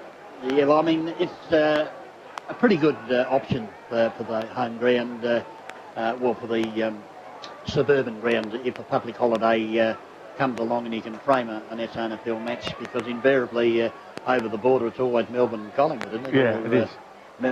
Collingwood. Well, it's only the one game over there, yeah, so... That's exactly right. So, but anyway, I'm just looking to see if there's been any changes made by Timmy Geneva. Doesn't look like it. He'd love to put Archie up forward, but he can't afford that luxury, given the fact he's doing such a great job on Grimer. So Fitzgerald's definitely at full forward, and Perry is up in that. Yeah, Perry is up there. Kieran Holder, centre-half forward. Okay, the umpire holds the ball aloft, and away goes this game with, again, Micklejohn getting the tap. Kieran Hall's run down from centre-half forward, or from the half forward. And just as the Tigers have gone into attack... No, just the Magpies. The Magpies have gone into attack. The umpires have found a free kick to the Tigers, and that's been the tail of the tape thus far, as the ball now with, I think it's O'Grady. Meyer it was, who comes up towards the centre of the ground. Offhand taken by, well, was going to be taken by Holmes, but he lost it. The handball's come back out to Hinge. Hinge can go short. There's a player on the lead in Seller, but the ball pumped away from him. Tell you what, there's Tigers everywhere here, and picked up there by Seller. He's thrown to the ground. This time the ball is about to be taken by Hinge again. He threw it away with one hand, gave it to Cranston. Chance now for Willoughby. Willoughby goes in looking for and finding Grimer on the lead. And Grimer can go back and, well, start the game in this third quarter, the premiership quarter, as they finished in the second quarter. Yeah, he's having a shot on goal, isn't he, Grimer? So he's going to kick from around about, 45 metres out, 45-degree angle, kicking right in front of the scoreboard. And you look at that windsock again, DB, it's starting to blow around a bit again, starting to play a few tricks. So Grimer, yet to worry the scorers, is coming in now, digging to the school end. The kick is on its way, but it's gone too far to the nearest. Kicked it. It has come back with the breeze. Gee whiz, he kicked it. Looked like the goal umpire ran between the point post and the goal post, but Grimer's got his first, and just the start that the Tigers wanted into this breeze, they've kicked their 11th goal. They got 11 goals, 3. That is 69. They lead Port Adelaide 4-2, 26. That is on the station-sponsored Williams Brothers Welding scoreboard. Just the start the Tigers wanted, just the start the Maggies did not want, kicking with the breeze, and they've coughed one up early. Good kick by Willoughby to find Grimer on the lead. As DB mentioned at half-time, Archie has done a great job on Grimer, but nothing he could do then. Grimer let out, marked it, went back and kicked a goal. As Cranston beaten by Micklejohn again. This time Port Adelaide a chance to go forward. Elstone's handball to Murray was good. Murray's kicked it full forward looking for Marling. In fact, it's in the pocket. Oh, he'll get a free kick. And he'll get a free kick here. Panozzo chopped his arms in that marking contest. And Marling, he's got the ball about 48 metres around from goal. And he's going to go back, Darrow, and line up. Rightio, so Mardling, and to say they need this is an understatement. It's going to be a difficult kick with the way the breeze is going. He's going to have to aim it to virtually the top of the left-hand goalpost. So in he comes, he's moving out to the right-hand side, and he's put it out to the right-hand side, and it's kept going with the breeze, and it's gone through for a minor score. So a point on the board to the Port Adelaide side. They go to 4 goals, 3, 27's trailing the Tigers, 11 goal, 3, 69. So that is the state of play at this stage. And Mills kicked it to the grandstand side, taken there by the player, I think it was O'Grady. O'Grady got it up here to centre wing, where it's taken by Panozzo. Panozzo can run and thump it towards half forward. It's a shocking kick off the boot. And it's just inside the boundary line, and up went Seller and took a screamer of a mark. Station sponsor, that's a station sponsor, PDK Highlight. Absolutely fantastic mark right in front of the snout-slouts. And the kick looking for and finding Kirkby on the lead. And Kirkby, who is a left footer, he's on the right side as far as that's concerned, against the snout-slouts in the right forward pocket at the southern end of Gliderroll Stadium. Certainly, so Kirkby already has kicked the goal today. Comes in now, the left foot's on its way. He's put it out to the left-hand side. He's bringing it back with the breeze, but just not enough and it's gone through for a minor score. So the fourth behind on the board to the Tigers. They go to 11 goals for 70. They lead Port Adelaide 4-3-27 on the station-sponsored Williams Brothers Welding scoreboard. And Locken's kick has been marked by Murray. It was a terrific kick by Locken, straight down the throat of Murray. Had to be pinpoint because there were 3 Tigers out there. Murray, unfortunately, has kicked it poorly, and the Tigers will just take control here as it's with O'Grady. And O'Grady goes inside 50. Up they fly. Grimer was in front, pumped away by Locken. Offhand was taken by Elstone. He got it over to Perkins. Perkins kicked very close to the boundary line on the outer side. In fact, it's been taken over by, might be Dolling out there, or Summerton, and there'll be a boundary throw, and left half forward flank out of side for the Bays. 70 plays 27, Bays in front. Cranston and Micklejohn. Micklejohn in front position, got it down with his left hand. Ty Allen slid in. Eventually Holmes gathered it for the Tigers. Went back by hand to Ben Kane, who can wheel onto his right boot and kick him inside 50. Looked for Kirkby. Was he held? Did he take a mark? Umpire. That was a spectacular grab. It looked from here to Kirkby, but the umpire said... And I'll tell you why, because he was on the wrong side of the play again. Yep. And almost could have been held as well there, Kirkby, so doubly unlucky.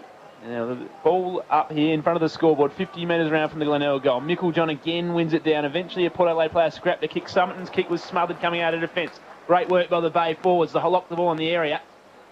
Eventually the footy will come out here at half forward. Elstone went back in and got it. He got it to, on that occasion, Locken. He's under all sorts of pressure, Locken. Somehow he got out of the tackle though. Now he can rebound and take a bounce from defensive 50. He'll go into the centre for Young. Good kick as well. Young took the mark, went by hand to Murray, right in the centre of the Bay Oval. He'll kick the ball inside 50 on a long lead with Perry. Great fist from Kirk. Mardling will be first to the footy though for the Tigers. He's got Fitzgerald on a long lead, but he'll go in towards the centre. Gathering it off his bootlaces was Young. It was a good effort. Went back to Elstone. He got it to, on that occasion, Micklejohn back to Young. Gee, solid hit by Murphy on Young. Then sliding in was Murray, also Ben Kane. We're going to have a ball up here in the centre of the Glenelg Stadium, and that was a good, solid passage of play, Daryl Smith. Yeah, it was a solid passage of play. Big hit by Murphy, but I just wonder whether he should have gone at the ball. He might have actually got possession of the ball if he went for the ball. Okay, well, from that ball up, it was a free kick to Micklejohn. He gave it to Cracker. Cracker can go inside 50, but in front it's Kirk, and Kirk takes the mark. As he knows, umpire called play on, and the ball will come out to Panozzo. Panozzo now to O'Grady, and O'Grady will kick it towards the centre wing. Up they fly. Kirkby was in front. Chance there for Willoughby to try and take the ball as well. It's very close to the boundary line. It wasn't O'Grady that kicked the ball previously. It was Meyer, and there'll be a free kick the way of Port Adelaide. Kick off out of bounds on the full. It's with McInerney. He called the play on. I don't know why. He just ran back and immediately the umpire called play on as the ball goes inside 50. Opportunity here for the Tigers. It's Cranston had it. Played. Comes back to Murphy. Murphy got it over now to Meyer. Meyer will bring it in towards Willoughby. Willoughby went up to take the mark, and the umpire said his hand was grabbed, and it'll be a free kick to Willoughby. Willoughby will come grandstand side there, and he's got Mills. Mills can immediately play on, brings it inboard. He gives it there to Ruwell. Ruwell's got a player loose, and that's Seller just outside the 50 on the grandstand side. What will Seller do? He's going to go over the top back to Ruwell and the old 1-2. Ruwell can kick towards goal. It's going to be very close. No, taken by Perkins on the last line of defence. He gave it there to Summerton to Cracker, and Cracker can bring it into the centre. They're on here, the Pies. If they can take control, they can. A sweeping handball over the top by Lees. It's taken by Young. Young can come back inboard. No, he's going to do. Yes, he's going to do that. Give it to Lees. Lees can go back out there, and here's a big chance. The Pies towards goal. The kick's on its way, and it's a Barry Crocker off the boot there of McInerney. McInerney, was it? And it's through for the minor score. Yeah, station sponsor Smithfield crash clanger there as we see Port Adelaide bring a player on, and that player there has been Erskine has come on through the station sponsor Sports Power interchange gates. But Panozzo's got the footy and bring it back into the Bays. It was a good build up by the Maggies there. Just not enough polish from McInerney. 30 metres out, missed the goal. Good kick in here by Panozzo. Good distance into the wind. Yeah, he's playing well too, this guy. And Meyer, who's had a lot of it in this third quarter. His kick was partly smothered. So we give him a compliment. Right, yeah. Murray then gathered the footy for the Magpies and turned it over though. So it's back in the Glenelg hands, and Ben Kane's got it centre wing. He's got a couple of players in front of him, but he'll elect to play on and run inside Murray. Then he'll kick inside 50. Contest here involving Grimer. Ball spoilt down. Seller couldn't gather the ball at ground level. Gathering it for Port Adelaide. Under pressure was that player, and that's got to be holding the footy. He just dropped it. And then Johnny Hinge gave him an unnecessary one to go on with there. Yeah. Umpire let that go. He's actually going to speak to Johnny Hinge now, I think, about his undisciplined act. Yep. But Hinge, very lucky to keep the ball there, I think. So Johnny Hinge now from about 35 metres out, about a 50-degree angle, kicking in front of the Snouts Louts. And he'd love to kick this goal, would he? Right in front of those boys as he comes in now. Johnny Hinge kicking to the school end, the Glenelg Primary School end.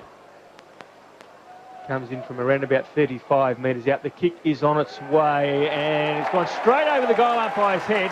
Hinge has got his first and the Tigers have got their 12th. They go to 12 goals for 76. Port Adelaide 4 goals for 28. That's on the station-sponsored Williams Brothers Welding scoreboard. And guys, dare I say it, Port Adelaide's season is over for 2009. Yeah, well, unless they can do something miraculous here, you'd say it is. They're 1-7. They're 8 goals down at the moment. And DB, it'd be very, very hard to see them coming back. Oh, yeah, look, Smitty's right.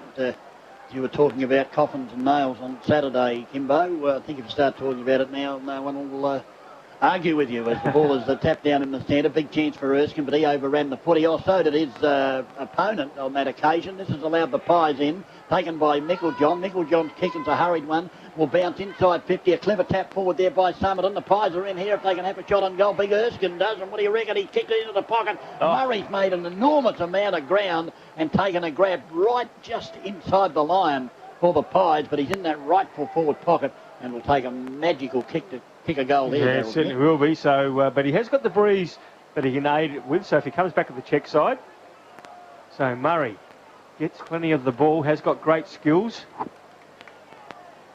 Comes in from the check side now. Kick is on its way, keeps it very low, and in doing so pushes it to the near side, and a minor score has registered. Another point on the board. The Magpies still goalless in this quarter, and we've played 10 minutes courtesy of the station sponsor, Grand Central Time Clock. Okay, well, we've had some interchanges. Adlington's come on, and Chris Kane has also come on for the Tigers. Didn't see who came off, but through the station-sponsored gates, Smitty. Sports Power interchange gates. As the ball is kicked out to the grandstand side here by the Tigers, was taken, however, by De Pasquale. He's looking for Elstone. Oh, well played. Elstone couldn't take the ball. He was well tackled there. The umpire's looking into the sun, so he's got no idea what's going on. Finally, he again reflects, crosses himself and comes in. Will ball it up, Smitty. Unbelievable, isn't it? Every week we say this. The ball is tossed up and close to the boundary line. In fact, goes over there off the hands of O'Grady. And there'll be a boundary thrown inside 50 for the Tigers as the ball is tossed in. Up they go, the tap down, an opportunity here. In fact, it's the chance now for Murphy. It was actually the forward pocket for the Magpies, I should have said. Oh, look at the numbers here. Half needs a chance here now for a player who was grabbed after he got rid of the ball. And gee whiz, I'd love to see the free kick count here. It would favour the Tigers heavily, I reckon, as the free kick with Ben Kane. Here the Port Adelaide supporters going off their crumpets at the moment. As a kick into the centre, there's a couple of Tigers there. One of those was Seller now. He'll give it to his teammate out there trying to pick him up. Mills it was who got it over. Gave it there to Mills. Mills will put it inside 50. The Mouse, he sort of misjudged at the Mouse. He was going to take an easy mark, and the next minute he dived, and he didn't take it as the ball is inside the attacking 50. The umpire's found a free kick, and if it doesn't go to the bays, I'll be very surprised. Yep, going to the bays. Going to the bays. Yes. Well, it's gone all day, hasn't it? And who's got it? Do they know who's got it? Willoughby. Well, Willoughby will take the free kick, and he'll have a shot on goal, Darryl. He certainly will, kicking to the primary school end, the scoreboard end here, and the oval actually bathed in glorious sunshine at the moment. We've had 4 seasons down here today. Unbelievable. So Willoughby will kick from around about 48 metres, slight angle, and this really to drive the nail into the coffin. As he comes in now, the kick is on its way. The goal umpire is moving across the ground, and he has signalled a behind. So the 5th behind on the board for the Tigers. They go to 12 goals 5. They lead Port Adelaide 4 goals 5. That's on the station-sponsored Williams Brothers Welding scoreboard. Locking to bring it back in for the Magpies. He'll go for distance and thump this footy and get great distance on it. Archie was there, flying over the top of the Glenelg player, couldn't mark. Eventually it came down to McInerney, who's kicked to half-foot, who's downfield. Dealt with after he got rid of it. Mardling and marked it in any case. He'll go on with it quickly to Murray, who's got the ball at half-foot. He's got a player on here in the pocket, and that is Elstone. And he'll mark it, and he should go back and line this one up. Daniel Elstone. Well, he's actually got to kick the goal, doesn't he? Because he's only sort of 40 metres out, about a 55-degree angle. the breeze will favour the kick with him as well. So he's actually got to kick it over the left-hand goalpost to let the breeze bring it around. So Elstone comes in now. Yet to bother the scorers for the Magpies. Kick is on its way. He's put it out the right spot. Has the breeze brought it back? Not enough. So another behind on the board for the Magpies. They got a 4 goals, 6-30. They lead. They trail the Tigers 12-5-77. That's on the station-sponsored Williams Brothers Welding scoreboard. And McInerney in trouble here for the Magpies, being carried off by the trainer. And coming on was Bowes through the station-sponsored Sports Power Interchange gates for Port Adelaide. Good kick in this. Gee, that was a magnificent kick in by Panozzo to Kirk, who didn't have to break stride and almost ran to centre wing before it kicked it to Hinge. 1-on-1 against Lock, and Hinge held his feet and his balance beautifully. The handball wasn't quite in front of Holmes, who had to stop and wait. He was tackled, got the footy inside 50 though. Willoughby now wheeling onto his right boot and kicking it to full forward contest. 1-on-1 Kirkby. Was he infringed with? I thought he was. It didn't matter because it's come out the back, and Adlington's kicked one for Glenelg, and they can do no wrong at the moment, the Tigers. 13-5-83, Port Adelaide 4-6-30. That's a 53-point margin.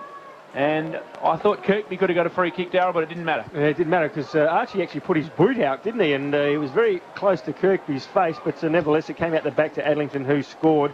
Quickly, courtesy of the Prince Albert Hotel, the station sponsor, of course, Collingwood, 16 goals, 11, leading Melbourne, 6 goals, 9.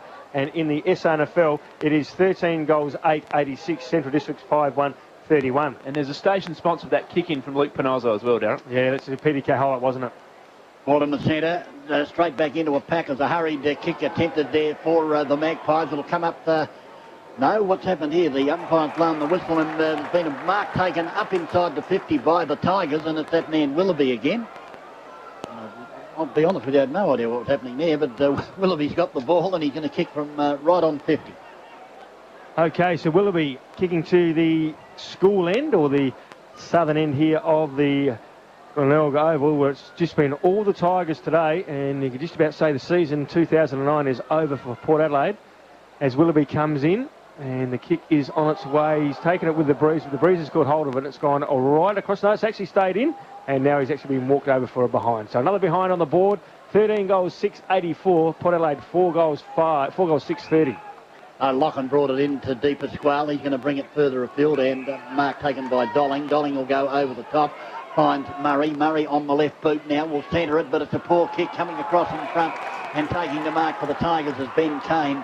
They can do no wrong today, the Tigers. Ben Kane's got O'Grady out there, and O'Grady will bring it inboard looking for Meyer. The ball will sit for him. Meyer tries to break away, can't do so. Good pick up by Cracker. The handball was good. He gave it to Erskine. Erskine look away, handball finds Elstone. Elstone's gone over the top. He's looking here for Perry. Perry can go inside 50. The player run down, should take the grab in Fitzgerald, and does.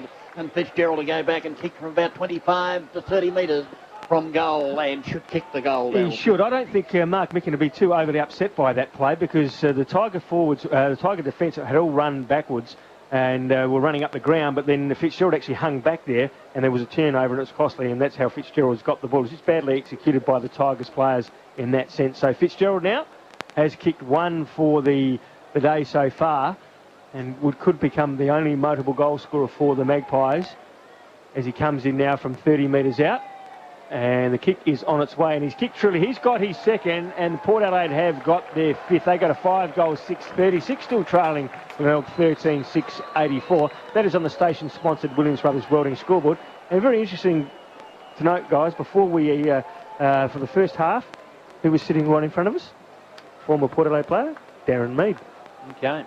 There you go, Smitty. So I wonder if he's here thinking about, gee whiz, do I take up the option of coaching the Magpies next year? Was he a gravestone engraver, Darren Mead, or am I imagining that?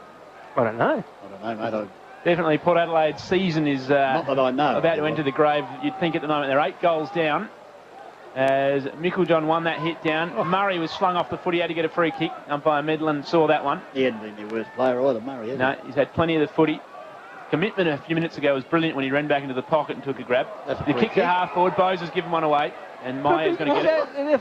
How did that umpire here, who was 20 metres away, miss it, but the umpire who's 60 metres away finds it? I don't know, but he was so blatant. There was no excuse for that umpire, because he had staggering. A perfect view of it, and he didn't pay it, did he? Oh, I've got no idea. Disappointing, you got to say, by Gareth Bowes to give that free kick away. Well, it was so obvious, but the umpire that was closest, as Smitty said, he wasn't going to pay it. The other umpire, who was 60 metres away, did. Now, Fisher's just come on. Murphy off, Daryl. Yeah, that's the station sponsors sports bar interchange gates. Bowes to Young. Bowes got it to Young. Young up inside the 50. An opportunity for Fitzgerald. It was taken by Kirk. Kirk got it over here to Ruwalt. Ruwalt off the left boot. He's got Willoughby loose on the apex of the square on the outer side. He'll come over the top, the Mule. Mule thought about giving it to Fisher, but he got run down. The umpire says play on. Comes to Holmes. Holmes now will bring it back into the centre to Fisher, and Fisher will normally find a jumper. Oh, he's looking there for Chris Kane. Couldn't do it. Locken tapped it in front of him, almost to the advantage of Grimer. Over goes Locken. Grimer goes in again to have another second attempt. The ball's at the bottom of the pack. Grimer trying to tackle Locken, who's got the foot in. The umpire says I'll ball it up just about 15 metres away from the bay goal. Yeah, frenetic passage of play. And we're going to have a throw up here. Forward pocket, Glenelg leading by 48 points. Ball thrown up. Ground level, Fisher's a chance. He breaks a tackle, tries to get onto his right boot. Was tackled, and that's holding the footy. Good tackle by Cracker. Turned it over. Now we go short for a teammate who's in a bit of space here, I think. Elstone. That is Elstone, who'll go wide for Murray, who's taking the mark on half-back. Grandstand side will bring it into the centre. Dangerous looking kick. Glenelg got in and was very unlucky to give away the free kick in Holmes. He was actually just trying to spoil the ball, wasn't he? And came out of the top, and the umpire said over the shoulder. Daniel Lees. You could actually do that if you actually was spoiling. Backward to centre. We'll go to half forward. Perry let out and had to have given away a free kick. 25. Made the Mouse earn it. But it came to, in fact, the ball's going to come back, is it? No, it's play on. Mouth. The Mouse gave it to Kirk, he gave it to Meyer, who kicked the ball to 50. Grimer and Archie wrestle. Umpire allowed it to go, and Locken took the mark at the back, and he'll kick the ball to centre wing. Mardling's under this. Oh, commitment from the Mouse. Eventually at ground level it came to Holmes. He'll go back looking for Mills. The handball was too far for him, but he'll go back and get it. Give it to Panozzo. Will break a tackle and then run into the centre. Rennie's full measure as well, then went to centre half forward. Fisher, but as Chris Kane couldn't take the mark at half forward. At ground level was Adlington. In fact, it's Ruwalt, who did brilliantly and then kicked on his right boot. And the ball's going to stay in here. And eventually it went over the line in front of Archie and Grimer in that forward pocket. From whence it all began, you're with Dennis Brown. Yeah, poor option here for the Magpies. There were three of them, and they couldn't even get the ball under those circumstances against one as the ball was tossed in left full forward pocket. What happened there? The ball was taken and the player was wrapped up. I thought that was holding the ball. I think it bounced out of his hands into the other player's hands, though. Okay, well, the ball off hands this time. Magpies here have it through Dolling. He gets it into the pocket to Cracker. Cracker now. He thought about coming to the grandstand side, but then took off, and he's going to go down the centre wing. His kick's got to be spot on, and he finds a clinch. A clinch now for Port Adelaide. Half back, outer side goes to centre wing. Oh, big leap there from the Tigers. There's three of them there. Fisher will give it to Mules. Mules will go further afield to Ben Kane. Ben Kane now stops and props. Will go over the top looking there for Holmes. Holmes will give it back, and they're messing around with it just at the moment. Fisher in there. He's trying to pick it up. Fisher. He's tackled. Goes to ground. What's happened here? He get a free kick. Yeah, the actual umpire actually paid holding, but he had the ball, didn't he?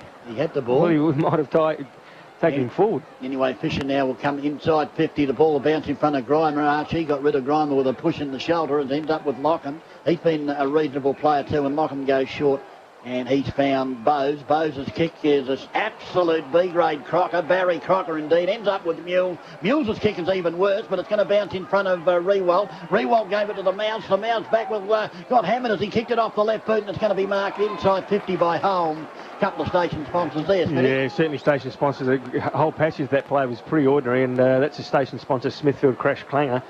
As we see Cranston coming on, Seller coming off through the station-sponsored sports bar interchange gates. And that was after Hall came on and Erskine came off, Smitty. Okay, and now Holmes from around about 48 metres out on that outer side of the ground.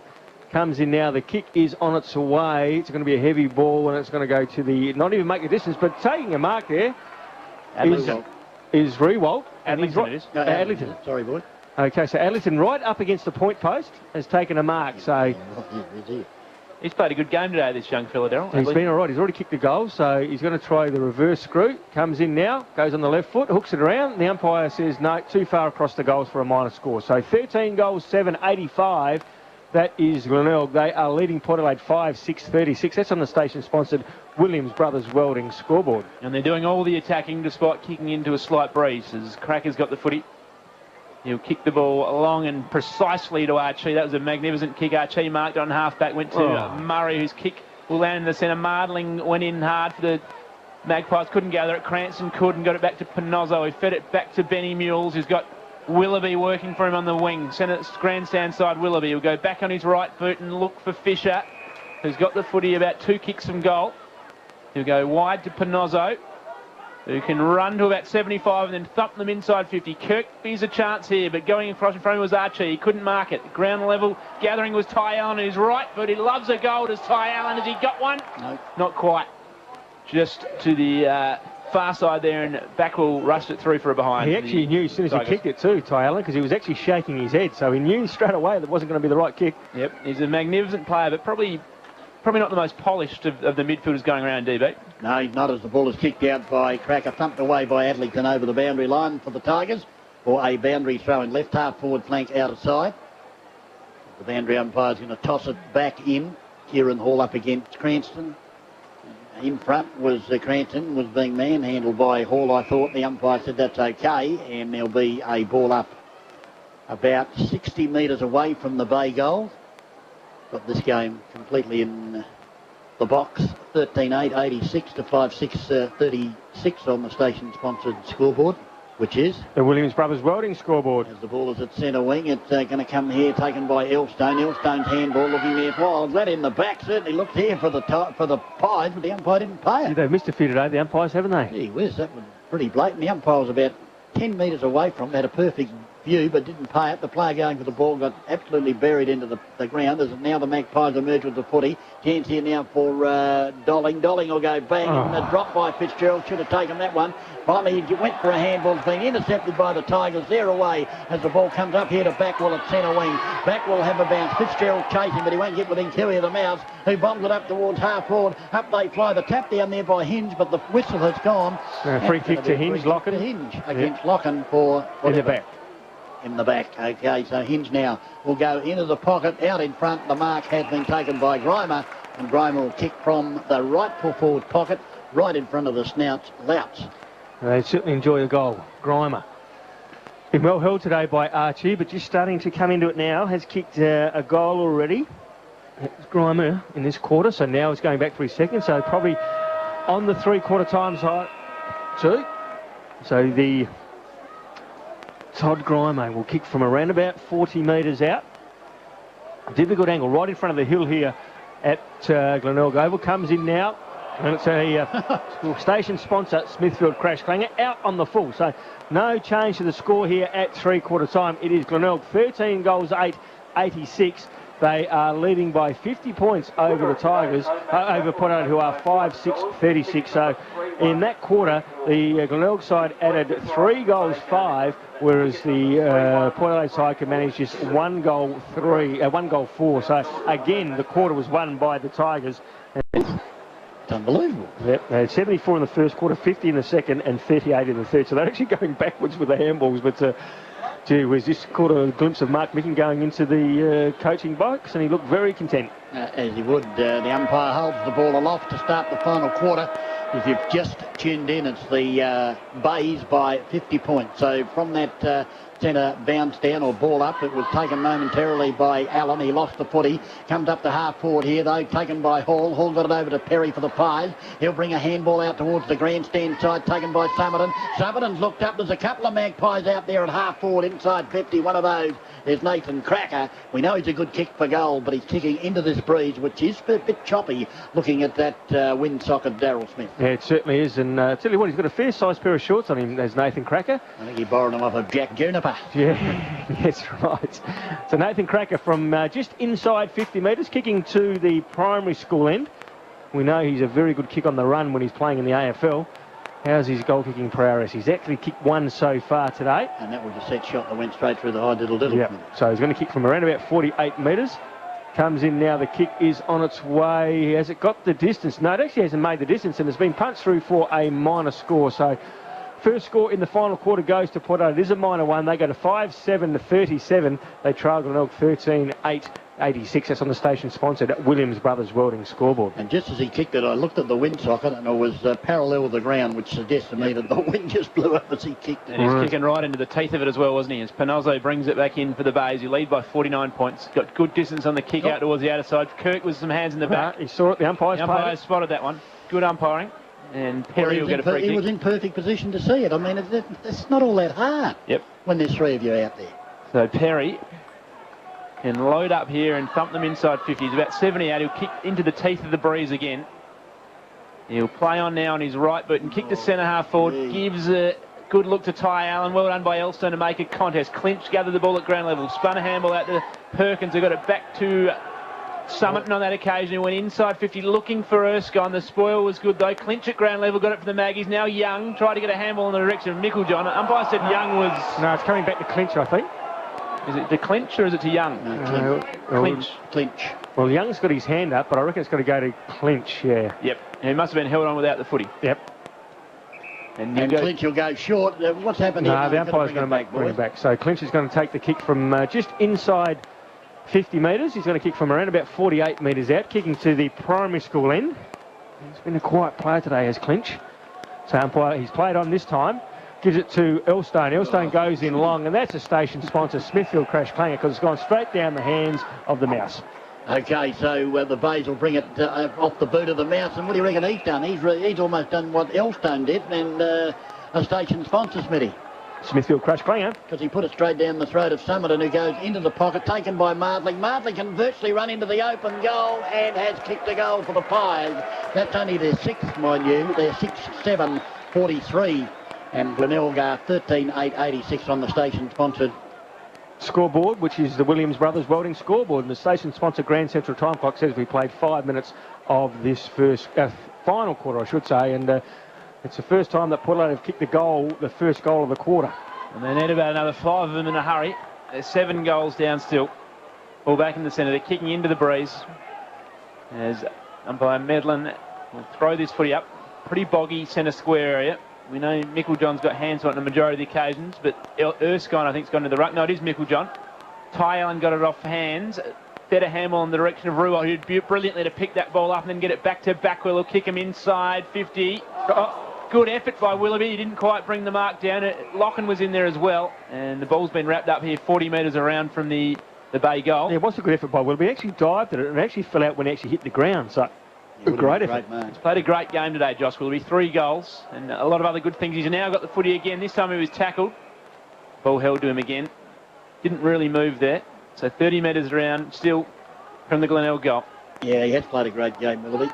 Up it goes again.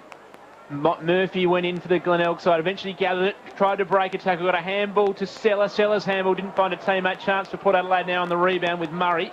Got it on half back. He'll kick the ball along the wing. Perry in good position here against Kirk. Kirk's foil was pretty good. At ground level, Mules is there first. He'll try and gather the foot. He couldn't do so. And then soccering it over the line was Perry. We're going to have a throw in just backward of centre wing for the Port Adelaide side. Yeah, they'd love to get a run on of a couple of goals here just to add a bit of interest to this game. They're 43 points down. Ball thrown in. Micklejohn got rid of Cranston illegally. And Medlin, the umpire, Toby Medlin, spotted that one. Discipline stuff, that. There's no need for that, and you just give the opposition the first use of the ball again. And Cranston's got it. He'll welcome that. Looking for options upfield. He'll go in the direction of Kirkby, who's there. He had a fly at it. Got under the footy. A couple of Magpies spoilt the ball. At ground level now trying to work it out was Murray. He couldn't get to the footy. He was able to rush it over the boundary line. We're going to have a throw in 50 metres around from the Glenelg goal outer side. Boundary umpire in position, throws it back in. The breeze catches it and swings it inside the attacking 50 for the Bays. Off the ground, big Micklejohn. And tell you what, his second and third attempts today have been very, very good indeed. On this occasion, as he picked it up, he was tackled. The ball spills free into that right full forward pocket for a ball up. So up they go again. Again, Micklejohn and Grant. Again, Micklejohn, John the tap. Came to Cracker. The ball came out of the hands of the Port Adelaide player who I didn't pick up, and consequently the Tigers have jumped on it for another ball up. So 3 or 4 balls. I think it might have been Perkins, did Perkins it was. There's a player at the bottom of the pack for the Magpies, and again we'll have another ball up inside that 50. in that same area, virtually. The ball came out because Hinge actually bumped him rather than actually tackling him. If he had to tackle him, he might have been paid holding the ball. Right, up she goes, and what do you reckon we're going to have? We're going to have the ball up. So this is about the fourth ball up in... well, inside a minute easily as the ball is tossed up. Up they fly. Perkins came across, came down to the mouse back. Well, who has a shot in towards goal. Don't tell me the mouse has checked that. Unbelievable. That's two he's done from either side of the ground. We saw one earlier on the grandstand side off the left boot. On this occasion, inside 50, up against the boundary line off the right boot. And a couple of station-sponsored highlights there, Daryl. Yeah, it certainly was a station-sponsor PDK highlight of the best quality. Brett Backwell on the outer side of the ground on the right foot, just put it up to the top of the square. I think the wind actually helped it through, but a magnificent kick nevertheless. And Backwell now has got third, and he's starting to become one of the better players on the ground today. And as soon as he'd kicked it, he knew it, Backwell, as well. He knew that was going through. Magnificent kick to get distance on the ball with the snap from 50. Up it goes Micklejohn, won it down. Got it in the favour of the Glenelg again, but someone went back and got it. Went back by hand to Casey Carr. The ball eluded him, but he was able to go back and get it. Went to Dolan. Good tackle on him by Cranston. Ballsfield loose. Hinge. Can kick them inside 50. Willoughby's all on his own. Can he find the footy? He couldn't quite. Did he mark it? He actually almost marked it sitting down in the end, Willoughby, but he didn't quite. And then he copped one high. I reckon he did cop one high, but the umpire again didn't pay it. It was Christian D. Pasquale slid in there. Quite crudely, you got to say. But I'll tell you what, had a Willoughby got... Well, he's got to hold his head. He's a bit unlucky there, Willoughby. And have a throw up. Seller did the ruck work for Glenelg. The ball came forward. I think it was off a Glenelg boot, but rushing it through for behind was Archie. Yeah, he played a pretty good game, young Willoughby, there's no doubt about it. And you heard Daryl Smith mention earlier about biblical character Samson, who was at his greatest when his hair was long, and that might be the case with Willoughby. Right. So Young's got the footy here, centre wing out aside for the Magpies. He brought it in from the kick in. Good kick here. Player in a lot of space was Elstone. He can mark it and go here, Daniel Elstone. Just lobs the ball up. Gee, it's a hard one for the forwards to mark, and Glenelg were easily able to punch out of the area. Elstone went back in and got a good tackle by Murphy. And that's been typical of the Bay players' application today, Daryl Smith. That tackle by Byron Murphy. Yeah, well, it was the player was actually Elstone. Was he actually taking the tackler on? And if so, DB, should the tackler be rewarded because he stopped him dead? Well, he's had prior opportunity, hasn't he? Yeah, exactly right. There's the ball up right on the 50 for the Bays. Comes down for the Pies, I should say. I'll get it right in a minute as it's almost come towards centre wing. In goes Casey Carr. Gave his opponent the don't argue. Caught him around the throat. Umpire said no. And now he's paid a free kick and it's going to be too high. Go the way of Murray. Murray off the left foot into the centre. There's a player there loose by himself, and that's Summerton. Summerton can go to the half-forward flank. Cracker will take the mark and he'll kick from, I reckon, exactly the same spot where he had it a moment ago. He's tried to chip it over though, and he's found, is that Young? Yes, it is. It is Garrett Young. Very similar spot where he had it about a week ago, David. Yeah, against the Bloods after the siren. He missed on that occasion. Wonder, there's not the pressure, of course, on this occasion, Smitty, is there? Not when you're 8 goals down, there's not. Adlington on and Fisher off, Daryl. That's through the station-sponsored Sports Power Interchange Gates, as Young has kicked the goal today. Does show a little bit, but comes in now. For one, so Young. Kick is on the way, and he has kicked his second. So Young has got 2. Port Adelaide now have got their 7th. They go to 7 goals, 749. They still trail the Tigers, who are on 14, 9 and 93. And that's on the station-sponsored Williams Brothers Welding scoreboard. And on the station-sponsored Grand Central Time Clock, we've played 10 minutes of this final quarter. It's a similar-looking kick from Jared Young. Again, had that sort of helicopter spin about it, but it went straight this time. Unfortunately, last week it didn't. So the ball back in the centre. Umpire Gary Feeler, I think it is there, he's going to throw this one up in the muddy centre wicket area. Micklejohn and Cranston. Cranston with a backhander, gathering it for the Port Adelaide side. Might have been Lees. He was wrapped up straight away. In fact, it was Young, the last goal kicker. Another throw up. Third man up was Cracker. Got some distance on the hit down, but Mules sharked it and kicked it forward for the Bays. Willoughby, who's been brilliant. Jeez, he got poleaxed as he gathered the footy by Locken. Look at that, 3-1. Again, the Bays have numbers out there on the half-forward flank out aside.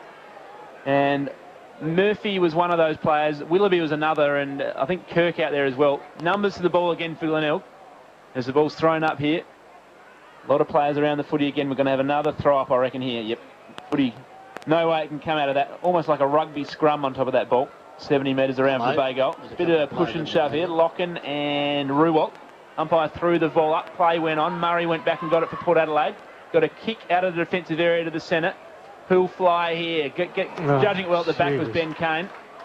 Handball to Mills, who'll go to the outer side, and he's got Ruwald, who couldn't quite handle the footy, and it's gone over the boundary line. Sloppy passage to play, and we're going to have a throw in here, just forward of centre wing for the base. Yeah, that was an amazing mark to Benny Mills, it was actually, because he was behind, the Port Adelaide player was in front of him, and he just went up and just, as though the Port Adelaide player wasn't there. As the ball is now at half forward with Backwell. Backwell goes inside looking for Chris Kane on this occasion. He picks it up. He handballs back to Ruwald. Ruwald attempted to go over the top, but Lockham was in the way. The handball ended up with Murray. Murray's kick has gone out of bounds for a boundary throw-in just outside the 50, right half forward flank out of side. It was lucky. It was just touched too before it went out of bounds on the full. So it went off the head of Cracker. Kicked into his teammate. The head of Cracker. As the ball is tossed in, big pack, up they go. Again, Nickel-John in front, got in the hand of the ball. And into a pack for another ball up this time, just outside the 50, right half forward flank out of side. As the ball is tossed up, again Nickel-John in front, the ball down the ground. Port Adelaide players got it, got no idea because there's a big post in front. And he goes to ground, and there's a lot of players around the fall of the ball at the moment. It's got to be at least 20. As the ball is tossed up again, a fly high, a couple of Tigers went up. The ball now ends up in the pocket with the Mouse. He kicked one from there a moment ago. He dodges inside, caught one high. Now he goes for a pass. That's clever. Good by the Mouse. Backwell has found the cellar, and he'll go back and kick a goal. In fact, that's where you find most mice, I would imagine, in the cellar. Exactly right. But no, good play, wasn't it? Good disciplined team play from Backwell that he had a shot from there before. It would have been quite easy for him to have another one, but he chose not to, and he found Cellar on the lead.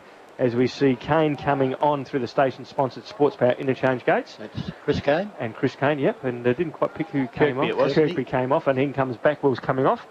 And coming on is Ty Allen through the station-sponsored... Ben Kane, sorry. As Seller has a shot and misses to the far side. So a minor score on the board for the Glenelg side. They go to 14 goals, 10-94.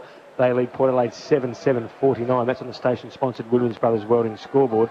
And can tell you that courtesy of the Prince Albert Hotel station sponsor Sturt, 16 goals, 10-106, leading Central Districts 6-3-39. Locking to himself, then got around a couple of opponents. Sold Murray into some trouble, got it back though. In the end, it was well worked by the Magpies. Locking ran the ball outside 50, got it to centre half forward. Meyer was in best position, couldn't handle the ball. Elstone there was held without it. Umpire didn't spot it though, and the ball was called play on. And now we've got a holding free kick, and I think this is the evener. Yeah, Elstone. Yep. Elstone will get the one he should have got initially. He was actually dragged down to the ground, Elstone. So there was an umpire just over here who is now running to centre half forward. He would have seen that first free kick miss. Why didn't he pay it? Don't know. It's been a strange thing all day with the umpires, hasn't it? So, but Elstone now from 30 metres out directly in front. Has not kicked the goal yet today. Will come in now. So Elstone, Daniel Elstone. Hasn't been their worst player either, just quietly. Tries hard, the kick is on its way, and it has faded away in the last second to register another point on the board for the Magpies. They go to 7 goals, 850. They trail by 44 points, Glenelg 14-10-94. Donoso to bring the ball in for the Tigers. We'll go to the outer side.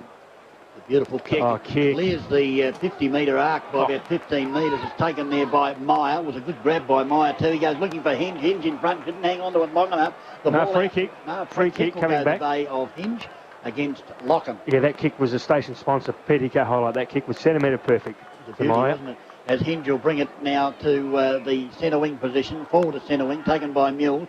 Mule can go into the half forward flank where it's been taken there by Ben Kane. He just came onto the ground. He puts it to the hot spot. There's a big pack lurking there. Off-hand chance for Grimer if he can pick it up. He can't.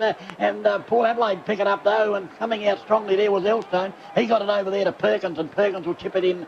Looking there for Lockham on the outer side of the ground. Lockham now with a left footer will come towards centre wing. He's looking there for... I think it's Summerton. The ball goes over his head for a boundary throw in centre wing outer side. It's either Summerton or Murray because they look alike, don't they? They're almost like twins. Yeah, it was Summerton, and the ball's going to go out centre wing. Those binoculars are handy, Kimber, aren't they? Yeah, indeed. We're going to have a log jam on top of the table with 3 sides on 7 and 2 at the end of this one, with Sturt doing it easily out there at House Brothers against Centrals. Glenelg are going to win here, and it's the same 3 sides that are up there making the running last year. Now, there's a free kick being picked out here. It's going to go Port Adelaide's way. Daniel Lees will be the recipient of it. Centre wing, outer side. Looks up forward. I think it's Erskine's young it is. He'll kick the ball 250. Erskine presented. That's where he went. The fist was good from the Bay defender. Eventually it came to Kirk, who will go short by foot and find on that occasion Kane, who went to Ruwald on centre wing. He was tripped surely. Umpire called play on. It didn't matter because Backwell's got it. Now it matters because it's been turned over, though Murray... See, I thought Murray was thrown out of the contest without the footy. Umpire called play on again. Mardling now. Summerton, he'll get the ball to half forward. Fitzgerald leads out in the race. Can he gather the bouncing footy? He can. He'll turn on his right boot and thumps the ball into Snout-Slouts Hill. And that, Daryl Smith, is a station-sponsored. Yes, Smithfield Crash Clanger. Of the highest, very high. And I think he was trying to hook it back, but he never even got near it as the ball with Panozzo to the outer side of the ground. The Bays have got players everywhere. And on this occasion, it's... didn't pick up the play. Might have been Adlington, was it? He got it to half-forward chance for Murphy. Murphy will bring it back inboard. He's looking for a teammate, but coming through there strongly was Lees. He picked up the footy and got rid of it and put it towards centre wing, and it's gone out of bounds. In fact, it wasn't Lees, but might have been Perkins, so there's a boundary throwing out of side. Just quickly, guys, courtesy of the Prince Albert Hotel station sponsor, Collingwood 19 goals 12 have defeated Melbourne 8 goals 12. Fisher on and Murphy off through the station-sponsored Sports Power Interchange gates. Ball now at centre wing. The whistle's gone. And what's happened here, Kim Morgan? You got this. Yeah, free kick will come back to Summerton. No idea why. I'm assuming it's something off the footy involving Ben Kane. All the heat has gone out of this game as the ball is kicked short, and he finds Dolling. Dolling gets it over now to De Pasquale. He puts it on the left boot and he centres it to centre half forward, looking for Archie, and front position Corey Archie. As he kicks it now he brings it right out to the grandstand side, though, as it's going to be hard work here for Erskine, who he's put under the pump. Erskine grabbed the ball. The Bay players at the bottom. Erskine wants to throttle him. Unbelievable stuff, that. That was a great tackle by Grimer, though. It was indeed. It was a poor kick, I thought, by Archie to put his teammate under the pump. As that from that ball up, a chance there for Holmes, but it came down to Young. Young kick around the body towards centre half forward. Big pack fly off, hand taken by Adlington. He falls over, gets a handball out, gives it now to Mills. Mills will bring it back now to Kirk by hand. Kirk will also go by hand to Murphy, just outside the defensive 50. Again by hand he goes to Samson Willoughby, who kicks it up here towards the half-back, and the mark taken here by Erskine for Port Adelaide. They had plenty of the ball, but in the end they put it down the throat of Big Erskine. So you could say that's the station sponsor there, Smithy. Yeah, Smithfield Crash Clanger, wasn't it? Yeah. Was indeed, as the ball goes into the centre. This time Archie takes the mark, gets it over there to Dolling. Dolling can see Cracker out on the half-forward flank, and he kicks the ball to him. Good vision there by Dolling. And Cracker can go back and line up from about 45 metres, Darryl. Well, last time he was in virtually the same spot, wasn't he? And he chose to pass off, and he missed from that same spot before that. So Nathan Cracker, he will kick from around about 45 metres out on that outer side of the ground. The kick is on its way. What it's done this time, the goal umpire has again said it snuck through for a goal. It has a goal, so Cracker has got a goal on the board. That is his second, and Port Adelaide have got their 8th. They go to 8 goals, 8.56, trailing the Tigers, who are on 14, 10 and 94. That's on the station-sponsored Williams Brothers Welding scoreboard. And the station-sponsored Grand Central time clock says that we've started time on in this final quarter, and it's all the Tigers. And thanks to our station sponsor, Sports Power, Darryl, I can tell you Cranston's come off for a well-earned rest. Going into the ruck will be Seller, and Kirkby came on the ground, and he goes to the forward line as Seller won that one down. Dolling's first there. He got a handball to Clinch, who was able to break a Murphy tackle, and then he got a kick on his right boot. It went out to centre wing outer side. Gathering it will be Summit. No, he couldn't handle the footy. Going down and getting it beautifully was Chris Kane. The handball was a beauty as well to Holmes. Holmes' handball to that occasion. Ruwald will thump the ball forward. Hinge had to fist it from behind. Kirkby at ground level can hook on his right boots and kick a goal. And that's a bit of a highlight of this last quarter by the Tigers. It was beautifully done by Chris Kane, and Kirkby's got his second. The Bays bring up triple figures. They're 15, 10, 100. Port Adelaide 8.56. Yeah, that all started on that outer wing, didn't it, with Chris Kane there, just diving in on the ball, getting the ball out, and then came to Rewalt. Rewalt kicked it in long, and Kirkby was able to read the ball better than anybody, and he's kicked his second. So again, a station sponsor PDK highlight there by Chris Kane. Dolling a bit unlucky not to get a free kick out there at centre wing. He copped one very high, and consequently the Bays made the most of that opportunity that came their way, as the umpire's going to throw it up in the centre. Up they go again, Michael John doing battle there with the Seller on this occasion. Neither ruckman can get a decisive hit out, and it goes into a pack for a secondary ball up.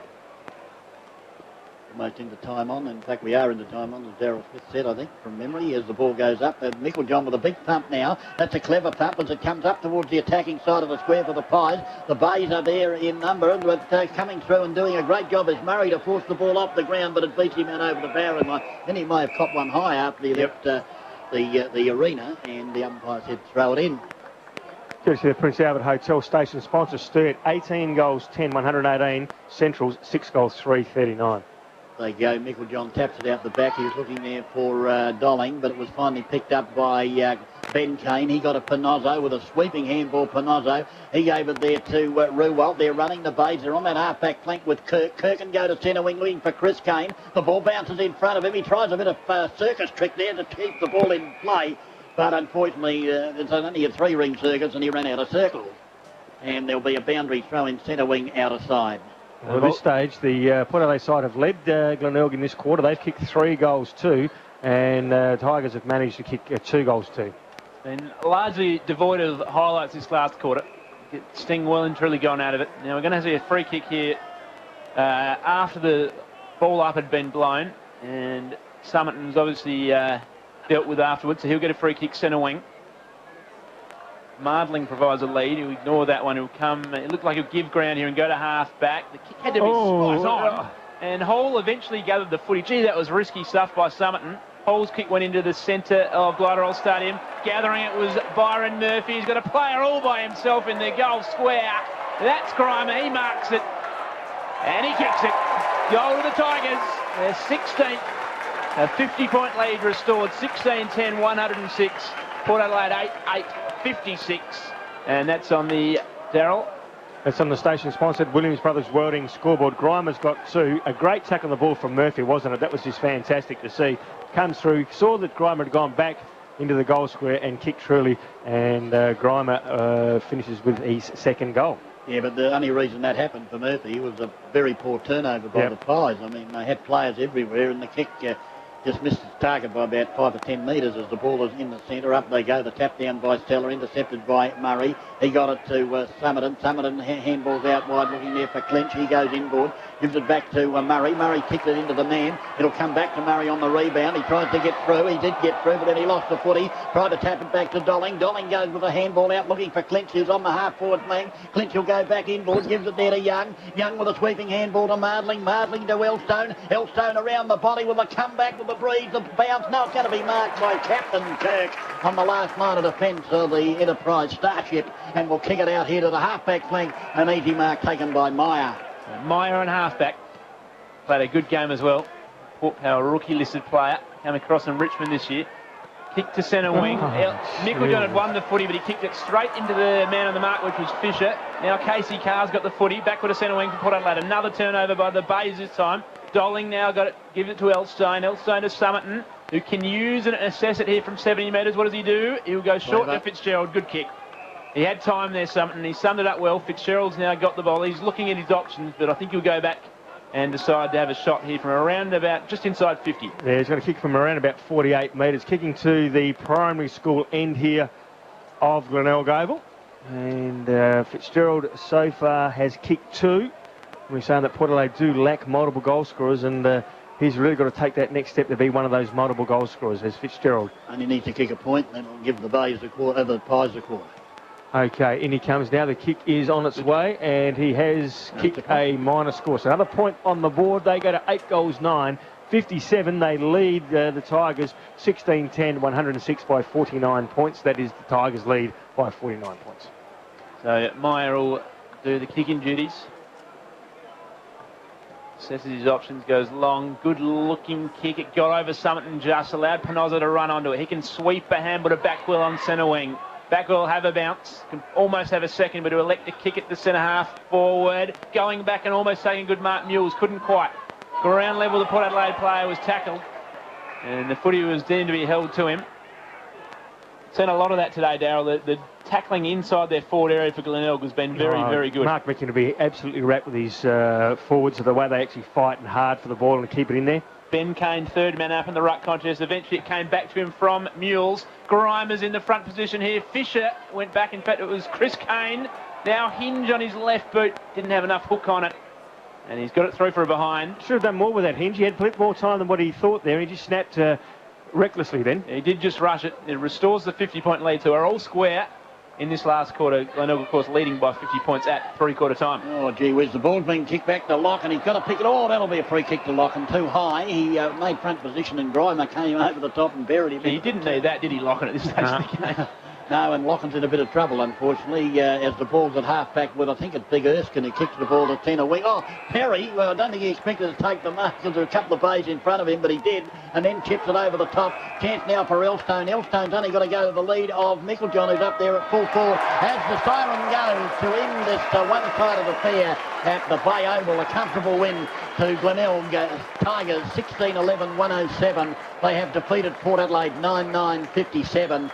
107 to 57, a 50-point victory to the Tigers at Darryl Smith. Well, in that quarter, they both kicked the same 3 goals, 3 apiece.